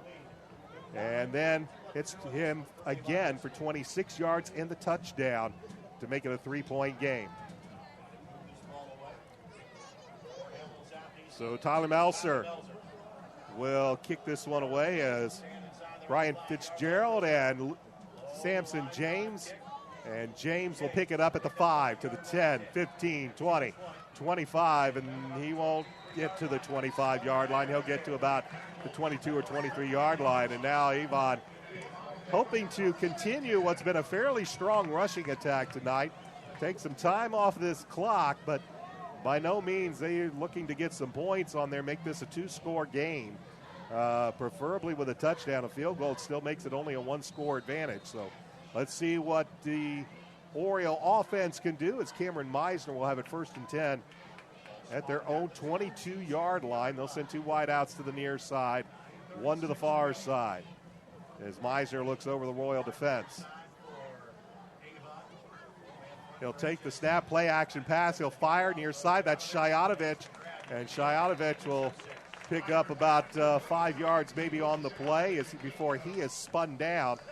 Looked like tackle made there by Trey Poors immediately after Shayatovich picked it up. They'll spot the ball at the 27-yard line, 2nd down and 5. Yeah, we've seen Shayatovich use fancy footwork to kind of evade that and get a lot of yards after catch, but a great job by Poor to wrap him up and not allow Shayatovich to get any more after the catch.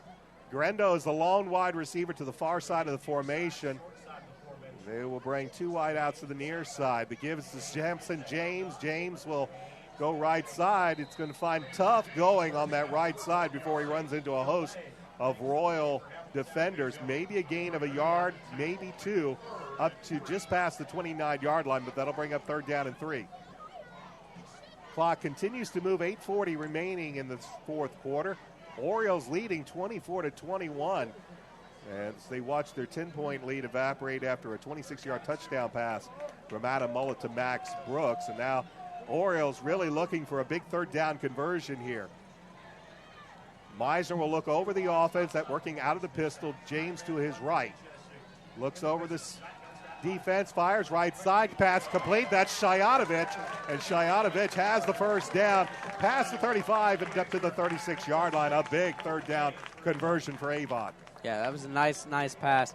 I mean, at 3rd and 3, you have a lot of options available to you, and that was just a great slant route by Shayatovich, and great patience by Meisner to wait for it to develop, and good catch, and results in a 1st down. 1st and 10. More importantly, clock now under 8 minutes for the Orioles. They lead by 3. 1st and 10. This is James looking for some room on the left side. Turns the corner. Takes it up past the 45 and up to the 48-yard line. A pickup of 11 yards on the play and another 1st down for Avon. Got the corner. Tried to bring it wide side to the near side of the field. And he got the corner and the 1st down. Yeah, it was great outside blocking that time for Avon to be able to spring him for the big gain. Ball be spotted on the near hash. Wide side of the field is to the right. 1st and 10 for Avon. Clock continues to move. 7:35 left to go in the fourth quarter.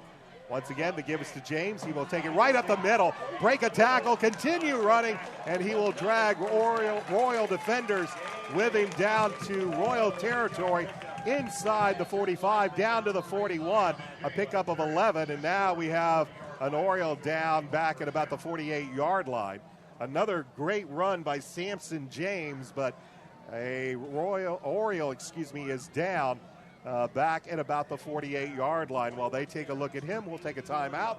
7:25 remaining in this fourth quarter in the Kevin Kersey Agency Friday Night Football Game of the Week on 98.9 FM WYRZ.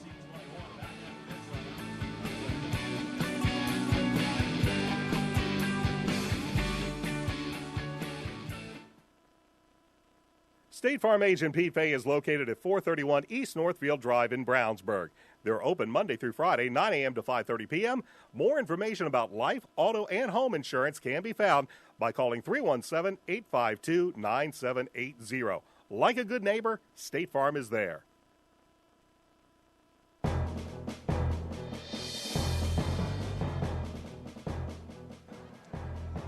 I believe it was Jack Camp, the center, who is coming off to the sideline.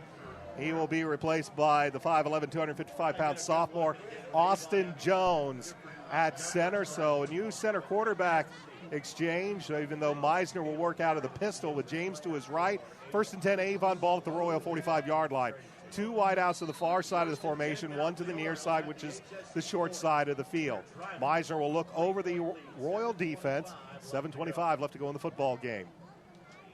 Meisner waits, gets the snap, good snap, fires right side, pass is complete. Corey DePriest at the 35, dragged down at the 33-yard line. Johnny May, a 6', 215-pound junior linebacker, brought DePriest down, but not before Corey picked up 7 yards on the play, down to the 33. And give Johnny May credit. I mean, he got beat on the play initially, but stayed with it and in pursuit was able to bring him down from behind. Clock under 7 minutes left to go, fourth quarter, 24-21. Orioles with the football and a 3-point lead in Hamilton Southeastern territory at the 33-yard line. Ball on the right hash, wide side of the field is to the left. They will bring one wide receiver to the left. Royals show blitz, and now that's going to cause Hamilton Southeastern, or Avon, to call a timeout. Royals look like they were selling out for an all-out blitz. They were bringing the kitchen sink. And Coach Mark Bless and the Oriole coaching staff recognized that they call a timeout. They use their first timeout here in the second half. Both teams now with 2 remaining, with 6:45 left to go in the fourth quarter. Well, and you kind of can see why they would bring a jailhouse blitz like that if you're Hamilton Southeastern. You just see a lineman go down. Maybe not their pickups on the line might have changed. Who's calling it? Usually it's the center, calling out where the blitz is coming from. But in this case, when your center goes down, it's to the backup. you bring that blitz, you can kind of get a jump start on that line and cause some mayhem, and I think that's exactly what Scott May was trying to do on that one.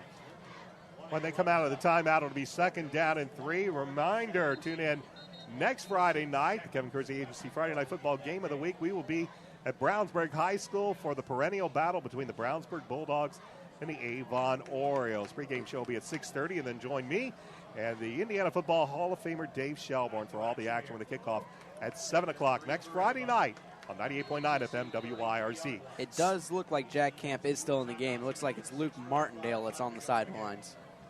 It will be 2nd down and 3. Back to passes Meisner. They'll set up the screen, and they set it up nicely. Here's DePriest. Took a little bit of a back step. We'll see if that cost him. He had the first down, but he looked like he was trying to make a little bit of a juke move, and he took a bit of a back step. Whether that cost him or not, we're going to have to find out, because he easily had the first down, and they will give him the first down. So they'll move the chains as they set up the screen. They set it up nicely. DePriest gets the first down, 1st and 10 at the Royal 30-yard line, and more importantly for Avon fans, clock continues to move as we are approaching the midway point of quarter number 4. This is a nice drive right here from Avon. One wide receiver to the far side of the formation, to the left side, I should say. That's the wide side of the field, but the handoff is to James, and he is going to be brought down. As a nice play coming in by Zach Randall, a 6', 210-pound senior inside linebacker. He caught James in the backfield, and that allowed the Royals defense to surround James and knock him back for a 2-yard loss. Yeah, I mean, he had absolutely nowhere to go. Pressure right there from the Royals right off the bat. We've seen that a couple different times where right after the ball is snapped, defenders are in the backfield and your running back has nowhere to go. 3 wideouts, 2 come to the near side. James, the lone tailback, with Meisner working out of the pistol. 2nd down and 12. Meisner back to pass. Fires left side. Shayanovich spins to the 25, to the 20, into the 15, down to the 13-yard line. A nice little spin move. The pass was to the inside of Shayanovich, but he reversed, spun away toward the sidelines, and it's a pickup inside the 15, down to the 13-yard line. 1st and 10, Avon. Luke has been so good at that move. We've seen it a couple times. Just that quick move right after he catches the ball. And a lot of players, the thing that they struggle with, they'll try and make that move and not haul the ball in. Not for him. He makes sure he has that ball before he makes that move, and it's resulted in some great yards after catch here tonight. Garendo, Shayanovich, and Carmichael will be the 3 wideouts to the far side of the formation on this 1st and 10. Meisner back to pass. Wide open, Corey DePriest at the 5, and DePriest will be knocked out at the 1-yard line. Touchdown saving tackle by Austin Holzem. They load up the right side. Everybody flows that way. A little bit of misdirection as they find DePriest over at the left-hand side, and it's 1st and goal. They'll spot the ball at the 2-yard line for Avon as they up by 3, but they're knocking at the door. Well, we haven't really seen DePriest rush tonight, but I'd kind of like to see him get a chance right here to finish this one off. We have a whistle as we're going to have a timeout called by Avon. That's their 2nd, and we'll take a timeout as well. Here at Hendricks Regional Health Stadium, the Kevin Kersey Agency Friday Night Football Game of the Week. Avon leads 24-21. Back after this. This is the Game of the Week on 98.9 FM WYRZ.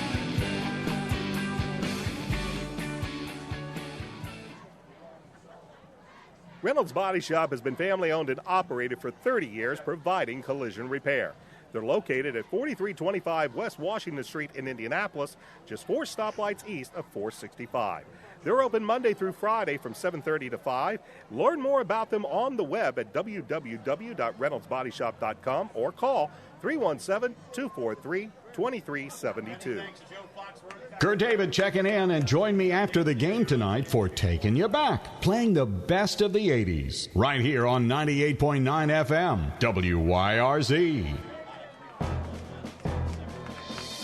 1st and goal from the 2-yard line for Avon. Ball on the left hash, 3 wides to the far side, but the give is to Samson James. He will get to the end zone, and he will get in the end zone for the touchdown. 2-yard run by Samson James, and Avon tacks on 6 on a long drive that takes up almost 5 minutes of clock, and they now lead 30-21, and they can make it a 10-point advantage with an extra point. A nice, beautiful, long sustained drive that time from Avon. That's one thing we've been looking to see a lot, and we saw it right there. You know, we had a great mixture of pass, had a great mixture of run, burned a lot of clock, and it puts them up by 2 scores and puts a lot of pressure on Hamilton Southeastern to try and capitalize on whatever they can with 4:58 left to go in the fourth. So, great job by Avon.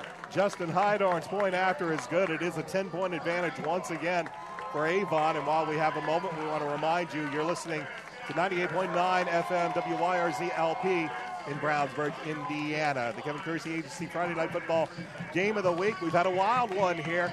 Avon trailed early, but they have watched Hamilton Southeastern get within 3 points now on a couple of separate occasions, only to come back. One was on a nice interception return for a touchdown that put them back up by 10. This time, it's just a nice, long, sustained drive to take time off the clock and put points on the board.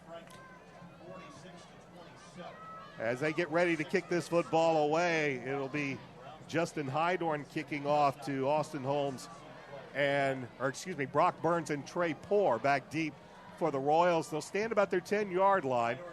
Hydorn will be kicking into a bit of a wind now pretty much right in his face. So we'll see what he can do here as he puts the left foot into it. A good high kick that'll be taken at the 9-yard line. This is Poore at the 20 to the 25. He comes near side, cuts it up the sideline, and he will be pushed out of bounds on the far sideline. And coming over to make the play, I believe, for Avon might have been Cabot Hubner. And Hamilton Southeastern now will find themselves trailing by 10. 1st and 10 from their own 33-yard line. But the clock not on their side. 4 minutes and 52 seconds remain. And it's 31-21 in favor of Avon as Southeastern's Adam Mullet fires. His first pass is complete. He has Klink.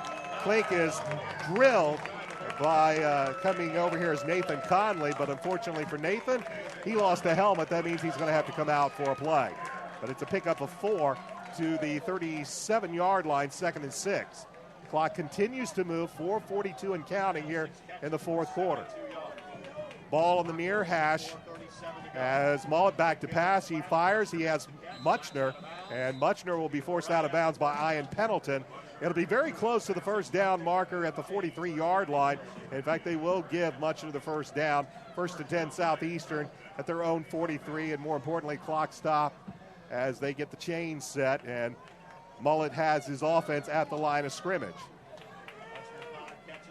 And this ball gets down on the ground, and Adam Mullet couldn't quite get a hold of it. The clock will continue to run, but Mullet, a low snap from Sam Garvin. He just simply fell on the ball. It's a loss of 6 back to the 38. Yeah, he couldn't locate it. I mean, after he lost it, so that's why when he did find it, it was just he knew the pressure was there. Just fall on it. Smart play. Approaching 4 minutes and 5 seconds. 3 wideouts to the far side of the field for the Royals. Mullet back to pass, but this play will not get underway. We're going to have another penalty against Hamilton Southeastern. Illegal procedure, and things are going from bad to worse for Southeastern. A bad snap cost them 6 yards, and now a penalty will cost them another 5 yards. That's going to bring up 2nd and 21.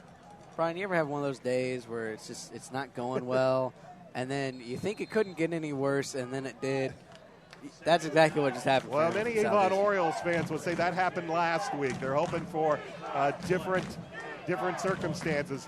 Mullet all sorts of times fires deep, nowhere to go, but penalty flags are going to come flying in as on that far side of the field, it looks like they had it set up with Logan Beagle and Nathan Conley. The ball was well overthrown, but I believe they're still going to call the pass interference. And again, remember, it's not an automatic first down. It is simply 15 yards. So it'll still be 2nd down. It'll be closer to 2nd down and about 6. The day got a little bit better after that play. I mean, 2nd and 5 is definitely manageable. Well, unfortunately for Avon, that pass had no chance of being even completed. That's true. And for Nathan Conley, he kind of got tied up with Logan Beagle on the far sideline. and that is going to be a 15-yard penalty from the 38-yard line. And again, no automatic first down. This was a rule change from last year. It is simply 15 yards. But it will be second down, and when all is said and done, be about 6 yards to go, as the ball will be finally spotted at the Royal 48-yard line, 2nd and 6. Clock stopped, 3:52 left to go, fourth quarter. Royals trail by 10. 2 wideouts to each side of the formation, short side, near side. Nyheiser, pump fake, fires down, looking for Munchner. In and out of his hands. The pass was a little high, but Munchner was coming across the middle on a post route. Had a good opening there, just simply couldn't come down, but it'll bring up 3rd and 6. 3 minutes, 48 seconds remaining in this fourth quarter. Big third down, 3 wideouts to the left as Mullet takes the snap. Quick fires left side, has the completion to Klink. And Klink will have the first down in Oriole territory, picked up about 8 yards to the Oriole 45-yard line, 1st and 10 Hamilton Southeastern. The clock stops as they move the chains, 3:42 remaining in the fourth quarter. Avon up by 10, clock moving. Mullet, pump fake, looking deep, fires, looking for Beadle, and the pass is complete. Logan Beagle with a nice catch. Came back, he was covered up on that far side. I believe coming over there to help with the coverage was Caven Hubner, the 6', 190-pound sophomore, but a nice catch from Logan Beagle, puts the ball inside the 25 to the 24-yard line, 1st and 10 Southeastern. Mullet quickly fires, pump fake, now holds it down. Strip, loses the ball. Ball is on the ground, and let's see who comes with it. He was stripped from behind, and the officials say that it is Mullet that came away with the football, but the clock continues to run. It'll be second down. They'll spot the ball at the 24-yard line. No gain on the play. Clock continues to move as we approach 3 minutes left to go in this fourth quarter. Avon with a 31-21 lead. Fortunate is HSE right there. Klink, Hubner, and Beagle on the far side. Mullet fires up, almost picked off. It was Brian Fitzgerald. Great defense. Got a hand in there. Pass intended for Matt Klink, and Bryant broke up the play as Klink, they were looking on the little out, and right there, that was one of the few times we've seen Adam Mullet really telegraph a pass. Fitz saw it all the way, broke it up, 3rd and 10. Avon crowd really getting into it, trying to spur on the defense on this 3rd and 10. Mullet over the middle, pass complete, and a nice catch as it is Matt Klink once again. Good defense, good coverage. I believe getting a hand in there might have been Brian Fitzgerald once again, but good concentration by the tight end, the 6'3", 215-pound senior. It is 1st and 10 at the Oriole 11-yard line. Clock moving, 2:34 to go. Fourth quarter. 2 wideouts to the far side. They'll bring Hubner Mutchison in motion. Mullet fires into the end zone, incomplete. He was looking for Logan Beagle right at the goal line. The pass was defended over there, and looks by Ian Pendleton, and it'll bring 2nd and 10, but a flag is down on the play. And we've got holding called against Hamilton Southeastern. That's going to make things a little more difficult, and that's something that Coach Scott May, down by 10, doesn't want to see him go back another 10 yards from the spot of the foul. So this will be a big penalty that's going to march Hamilton Southeastern all the way back to around the 25-yard line of Avon. 2:23 remains in this fourth quarter. 31-21, Orioles with the lead. Southeastern trying to rally here in the fourth. Mullet back to pass once again, pumps it, pulls it down. Now he'll run with it to the 20, and he will be upended at about the 19-yard line. Looks like coming in to make the tackle was Brian Fitzgerald. But that time, Mullet, we haven't seen him pull it down and carry it too often. He'll get some yardage, but the clock continues to move. 2:10 and counting. Second down, about 15. Pass is complete, and they get it into Klink's hand, and they're going to say he dropped the ball. The ball is going to be on the ground, and they're going to rule him down by contact. So the pass is complete, but it's inside the 5-yard line. Let's call it down to the 2-yard line as Mullet driving the Royals down inside the 5. It's 1st and goal, and now they're going to stop the clock with 1:47, and the officials are going to talk some things over.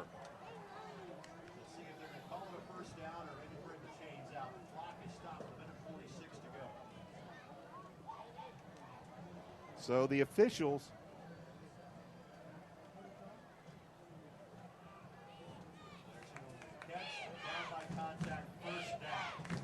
So it was 1st down. They were explaining to Coach Mark Bless what the signal was. Initially, the back judge came in, made it look like an incompletion, but he was saying it was a completion down by contact. 1st and goal from the 2. Mullet behind his line. He is stacked up at the line of scrimmage, and now the signal comes in, and they say they got the touchdown. Mullet in from 2 yards out as he leads actually a fantastic drive for Hamilton Southeastern that covers 67 yards, but it takes almost a little over 3 minutes and 10 seconds off the clock. Mullet is in from 2 yards out, and now Tyler Melser is on for the point after. Big point after right here.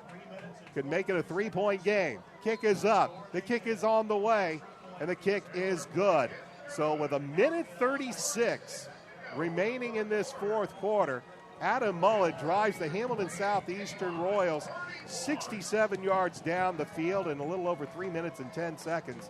And they are now within a field goal. And now you got to think we might be looking at either an onside kick or just hope that your defense can do something. They didn't look too good on that last offensive series as Avon pretty much rolled it right down the field. Yeah, but at the same time, they have 2 timeouts. So I doubt they go for the onside kick. My guess is they'll probably squib it and then put the pressure on Avon to actually execute offensively.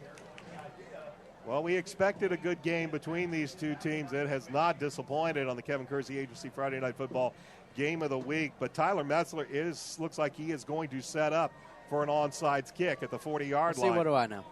He would be kicking to the far side of the field. Orioles are coming up as Melser is angling to his left. So let's see what happens here as Melser puts a foot into it, kicks it on the ground, takes the high kick, and it's picked up by Avon.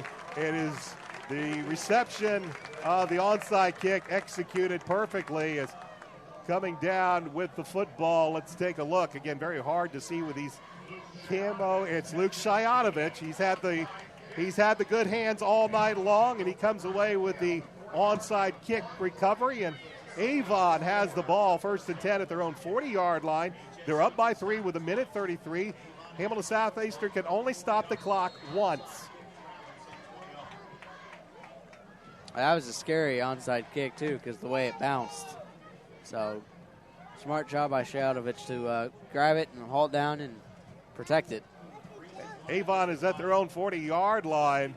Meisner will stay in the pistol as they hand the ball off. This is James. He eludes one man. He is still running to the 50, to the 40, 35, and he will be run out of bounds inside the 35 at the 33-yard line. There's a dagger because it was all left up to Hamilton Southeastern's Will Darlington to make sure that Samson James didn't end up in the end zone, but he gets inside Royal territory down to the 32-yard line, and the clock is stopped with 1:23 left. Avon up by 3, but now in Royal territory. Avon moving the ball right to left. They're on the right hash, far side of the field. James remains the tailback. He'll take the ball. He'll look for some room around the near side left. He will turn it up into the 30. Penalty flag, though, comes flying in a spot that usually means you're marching backwards.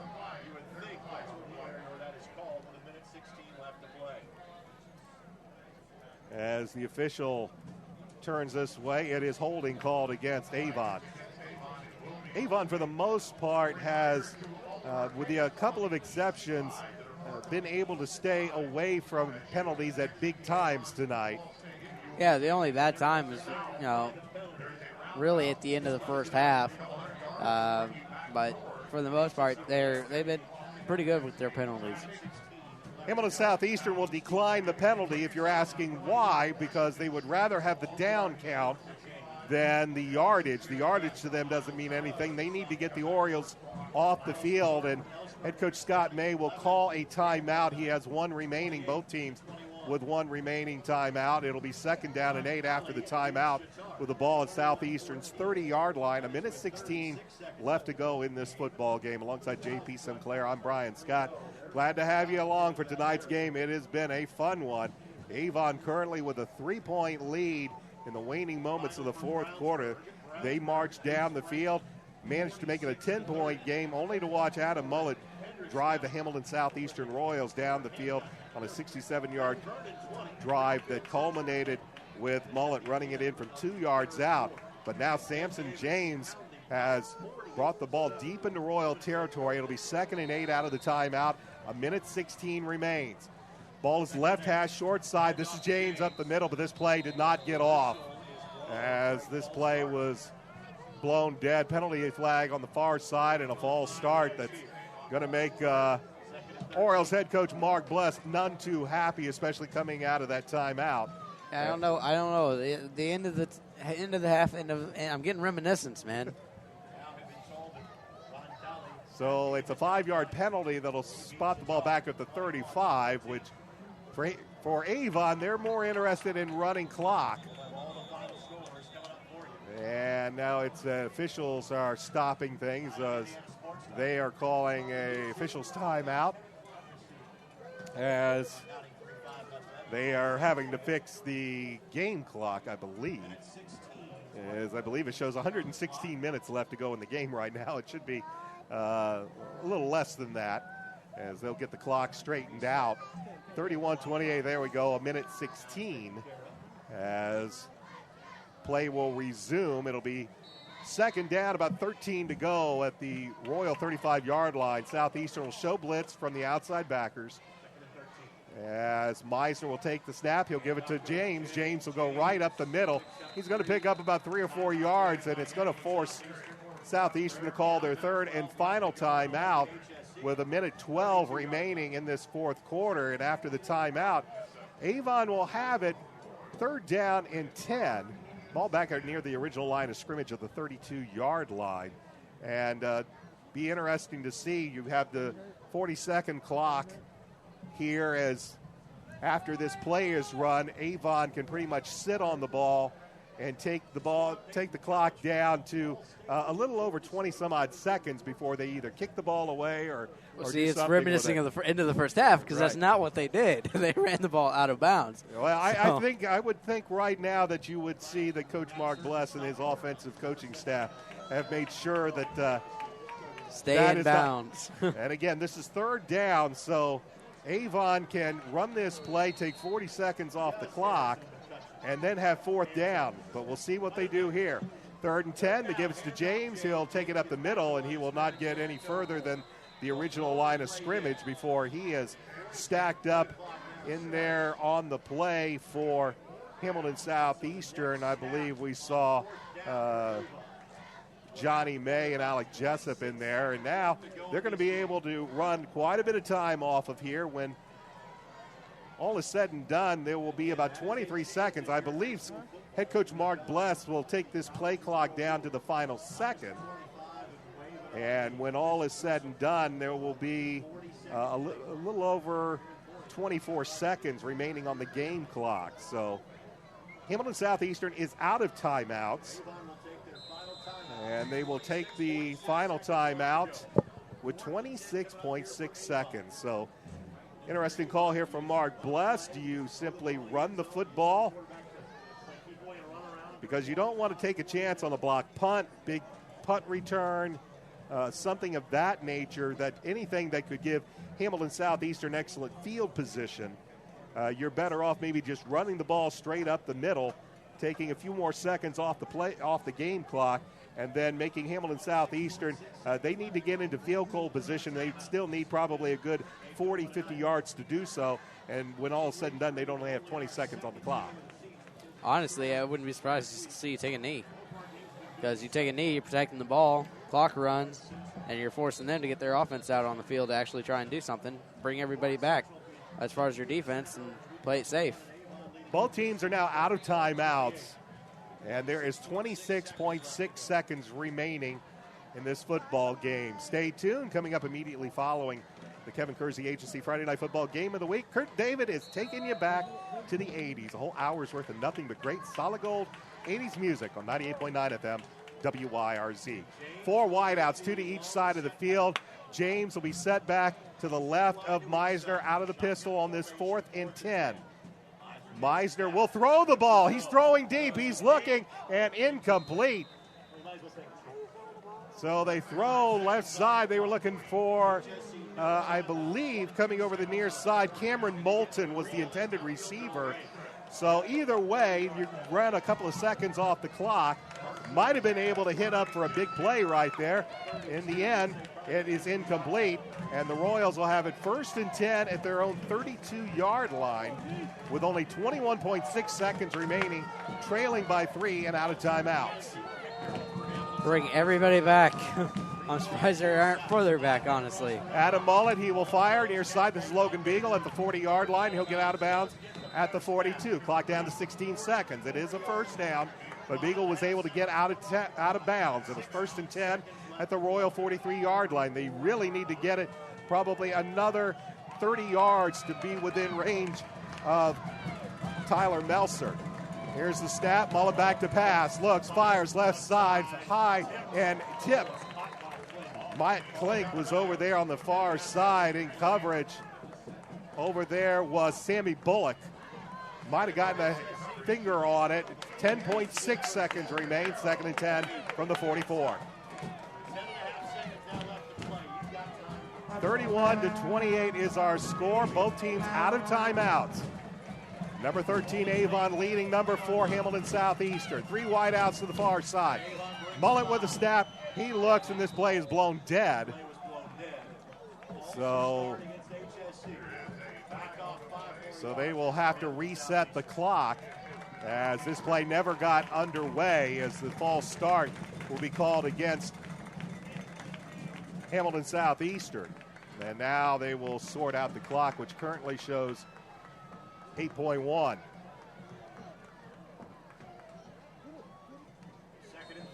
So they move it to 10.2. As it is 2nd down and 15, but the yardage is meaningless. Mullet looking for some room. Now he'll run, and he'll run out of bounds at the 45-yard line with 3.3 seconds. And now it's all a matter of how far can you fling it, young man, because that's what the Royals are going to need is a Hail Mary. Yeah, if you're Avon, just keep it in front of you. So they will send everybody back. Mullet's got an arm, and they're going to have to flood the patterns. And right now, Hamilton Southeastern a little confused. Play clock down to 16. They'll send 4 wideouts to the far side as they send everybody out of the pattern. Final play of the football game, and now we're going to have a penalty flag come flying in, as I believe we have somebody from Southeastern moving.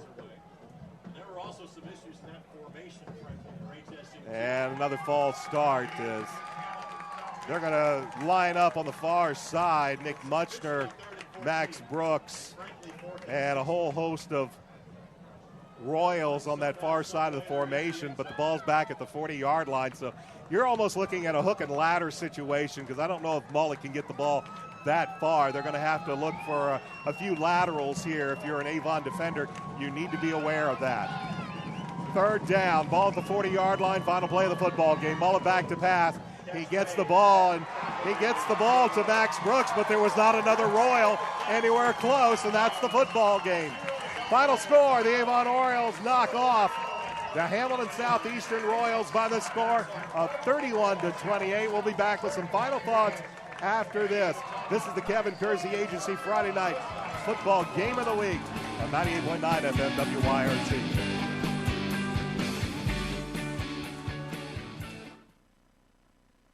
Red Cobra Wrestling offers training sessions from Chad Red. They're located at 9233 East Highway 36 in Avon, across the street from Walmart and behind Sidelines in the Red Brick Building. They offer sessions for all ages, including 3rd grade and under and 4th grade and up. Learn more at RedCobraWrestlingAcademy.com. Join me, Brian Scott, weekday mornings from 7 to 10 on 98.9 FM WYRZ for the Morning Drive. A little news, traffic, sports, WYRZ meteorologist Paul Poteet's weather forecast, and a whole lot of great upbeat music to get your day started off on the right foot. It's the Morning Drive, weekday mornings from 7 to 10 right here on the solid gold voice of Hendricks County, 98.9 FM WYRZ. Panuni's Pizza and Wings in Brownsburg delivers to Pittsboro, Claremont, North Avon, and all of Brownsburg. Pizza, calzones, breadsticks, and wings are always available. More information can be found on their Facebook page as well as their website, panuni.com. They're located at 1447 East Main in Brownsburg. The phone number is 317-286-3500. Open Sunday through Thursday, 11 a.m. to 9 p.m. Friday and Saturday, open till 11 p.m. Every Saturday at 1 p.m., hear Bob Jenkins with the Hoosier Top 20. Each week, Bob picks a different year and an Indiana radio station, then plays the survey Top 20 countdown from that station. And it's only here on WYRZ, underwritten by Comfort Suites in Brownsburg. This week, Bob highlights WIFE from this week, 1968.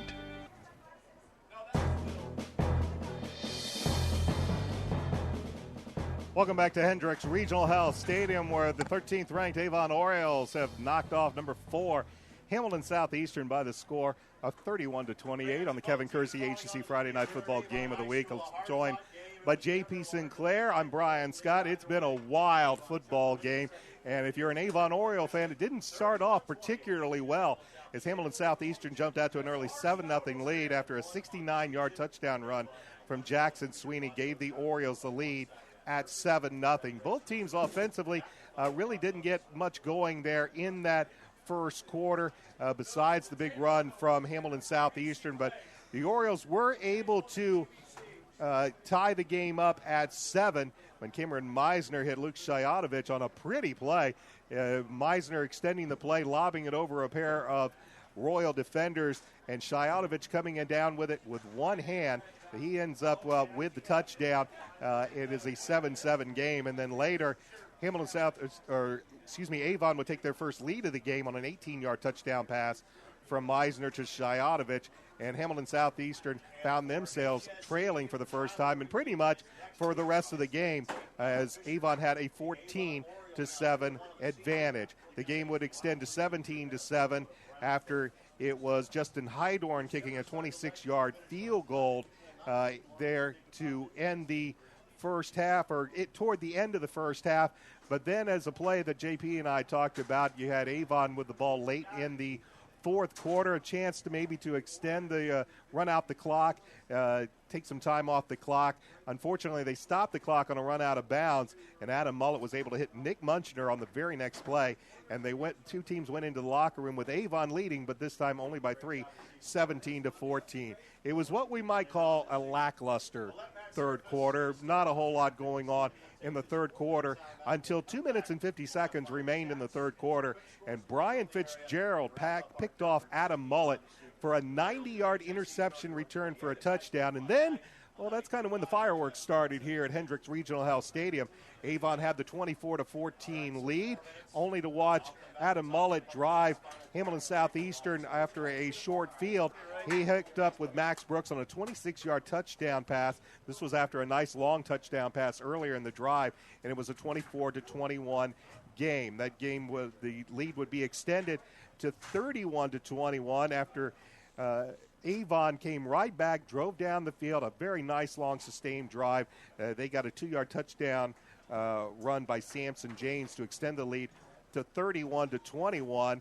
But Adam Mullett on a nice drive from Hamilton Southeastern. It took a little over 3 minutes or so off the clock, but he plunged in from 2 yards out to make it 31-28. Avon managed to take the ball and take some time off the clock, leaving Hamilton Southeastern with only a few seconds remaining, 20 seconds and no timeouts. And the final play probably was meant to be a lateral, but unfortunately for Hamilton Southeastern, Mullett threw to the wrong side of the field. He had a wide open man, but nobody that the receiver could lateral to. He was stopped, and Avon is going to come out of here with a huge win against Hamilton Southeastern by the score of 31-28. And I bring in my broadcast partner, J.P. Sinclair. It was a fun game, one of those games that when you want for a game of the week, you hope to have games like this. Both teams showed that at times they've got some pretty good offenses and pretty good defenses. And when you consider both these two teams are the past 2 years HCC champions, Southeastern last year and Avon the year before, we expected a good game and got one. Yeah, he had a lot of ups and downs for both teams. Momentum was never really felt like it was in any one team's favor, and that always makes for a great game because, like you talked about in the first game for Hamilton Southeastern against Carmel, Carmel was never really into it. The score was closer in the end, but they never really were in the game. In this one, you didn't know who was coming out on top. And it was a back-and-forth game. I thought Avon played really well. This was a game that Avon needed, particularly to kind of figure out, where they are, particularly in regards to the HCC, but just, what can they do as a team? We saw some silly mistakes here and there, but they were able to overcome them, and I think that was the biggest thing. We saw it at the end of the game, and we saw it at the end of the first half. Some weird penalties, but they were able to overcome them. Defensively, I thought they did an absolutely terrific job against Sweeney. Their only thing they maybe need to work on is how to defend a tight end. But, tight ends, that's the thing about tight ends, and we saw that with Klink for Hamilton Southeastern, is that they create so many mismatches on the field, and they had a hard time, Avon's defense did, and trying to figure out how to stop Klink. But all in all, I think, it was a great game defensively. We saw Fitzgerald with a great pick six. So all in all, I mean, this was a game that Avon needed, and they went out and got. And they played the type of ball game and the facets of the game they needed to get the win. Mark Bless said he wanted to see a good 48 minutes on both sides of the ball played on offensive and defense. He's going to be very happy with the way his offense moved the ball, especially the ground attack. Cameron Meisner and Luke Shayatovich hit up on some very nice tosses and catches during the game. Kicking game could still be a little bit better. That's one area that I'm sure Coach Bless is going to want to see what he can do because they still aren't getting a great job out of their kicking coverage, kickoffs and punts. But overall, offensive and defensively, they got the pick six. They still gave up a couple of big runs, and you go back to the 69-yard Jackson Wheeler touchdown run and a couple of other big runs that they gave up from time to time. They still do have a tendency to give up that sideline fly pattern at times. But for the most part, I think Avon coach Mark Bless is going to be pretty happy coming out of this game. And as JP said, this is a game Avon needed. Last year at this time, they came away from the Hamilton Southeastern game 1-2 after losing to Ben Davis the week before and then falling at Hamilton Southeastern the following week. This week, they will head into the big game with Brownsburg with a record of 2-1, and we haven't heard how Brownsburg's doing tonight. They were playing down at Franklin. I got it if you want it. For Hamilton Southeastern, however, for Coach Scott May, a big disappointment and kind of the shoes on the other foot. Last week, we saw what happened when you commit too many turnovers. In Avon's case, it was too many turnovers. They lost to Ben Davis, 6 turnovers on the night. Tonight, Adam Mullett, who had done a fantastic job of throwing only 1 pick all season long, I believe threw 3 tonight. One of them was a pick 6. The 2 others did result in points on the board for the Avon Orioles. So that's going to be a big, big key for Hamilton Southeastern as they go into their game next week for the Mudsock game. We looked at Brownsburg. They won over Franklin 46-30, a game that, frankly, Brownsburg probably should have won. But they're going to be 3-0 heading into the game next week at Brownsburg, and we'll have all the action for you here on 98.9 FM WYRZ. It's the Kevin Kersey Agency Friday Night Football Game of the Week, the Brownsburg Bulldogs and the Avon Orioles. The winner, they're pretty much in the driver's seat for now in the HCC race for the conference championship, with Avon already beating Southeastern, who I believe was probably the favorite going into this season. Brownsburg was up there simply because they had Hunter Johnson coming back. They still had some questions to answer as far as some of their key skill players. Who was Brownsburg going to fill at running back is Toksak and Rabati. He's now at Iowa, and Tyler Kurtz is now playing at Ball State. They had a few players that they needed to see who they were going to fill skill positions, and John Hart, so far in the first 2 weeks, had shown he had a pretty good defense over there in Brownsburg, so it should be an interesting game, and we'll have that for you next week on the Kevin Kersey Agency Friday Night Football Game of the Week. Pre-game show will be at 6:30, and then join me and the Indiana Football Hall of Famer Dave Shelburne for all the action at 7 o'clock. It's been a pleasure bringing you the game tonight. I want to thank my broadcast partner, J.P. Sinclair, for filling in tonight. I want to thank you for tuning in to the Kevin Kersey Agency Friday Night Football Game of the Week. Until next week, for JP, I'm Brian Scott saying so long, everybody. Happy Labor Day. Thank you for listening to the Kevin Kersey Agency Friday Night Football Game of the Week on 98.9 FM WYRZ. Tonight's game was broadcast with the help of Audiosportsonline.com and underwritten by the Kevin Kersey Agency of Brownsburg, Panuni's Pizza and Wings, Westside Plumbing, Heating and Cooling, Pete Fay, State Farm Insurance, Ivy Tech, Crane Credit Union, Reynolds Body Shop, McNamara Florist, Red Cobra Wrestling, and Avon Dental Center.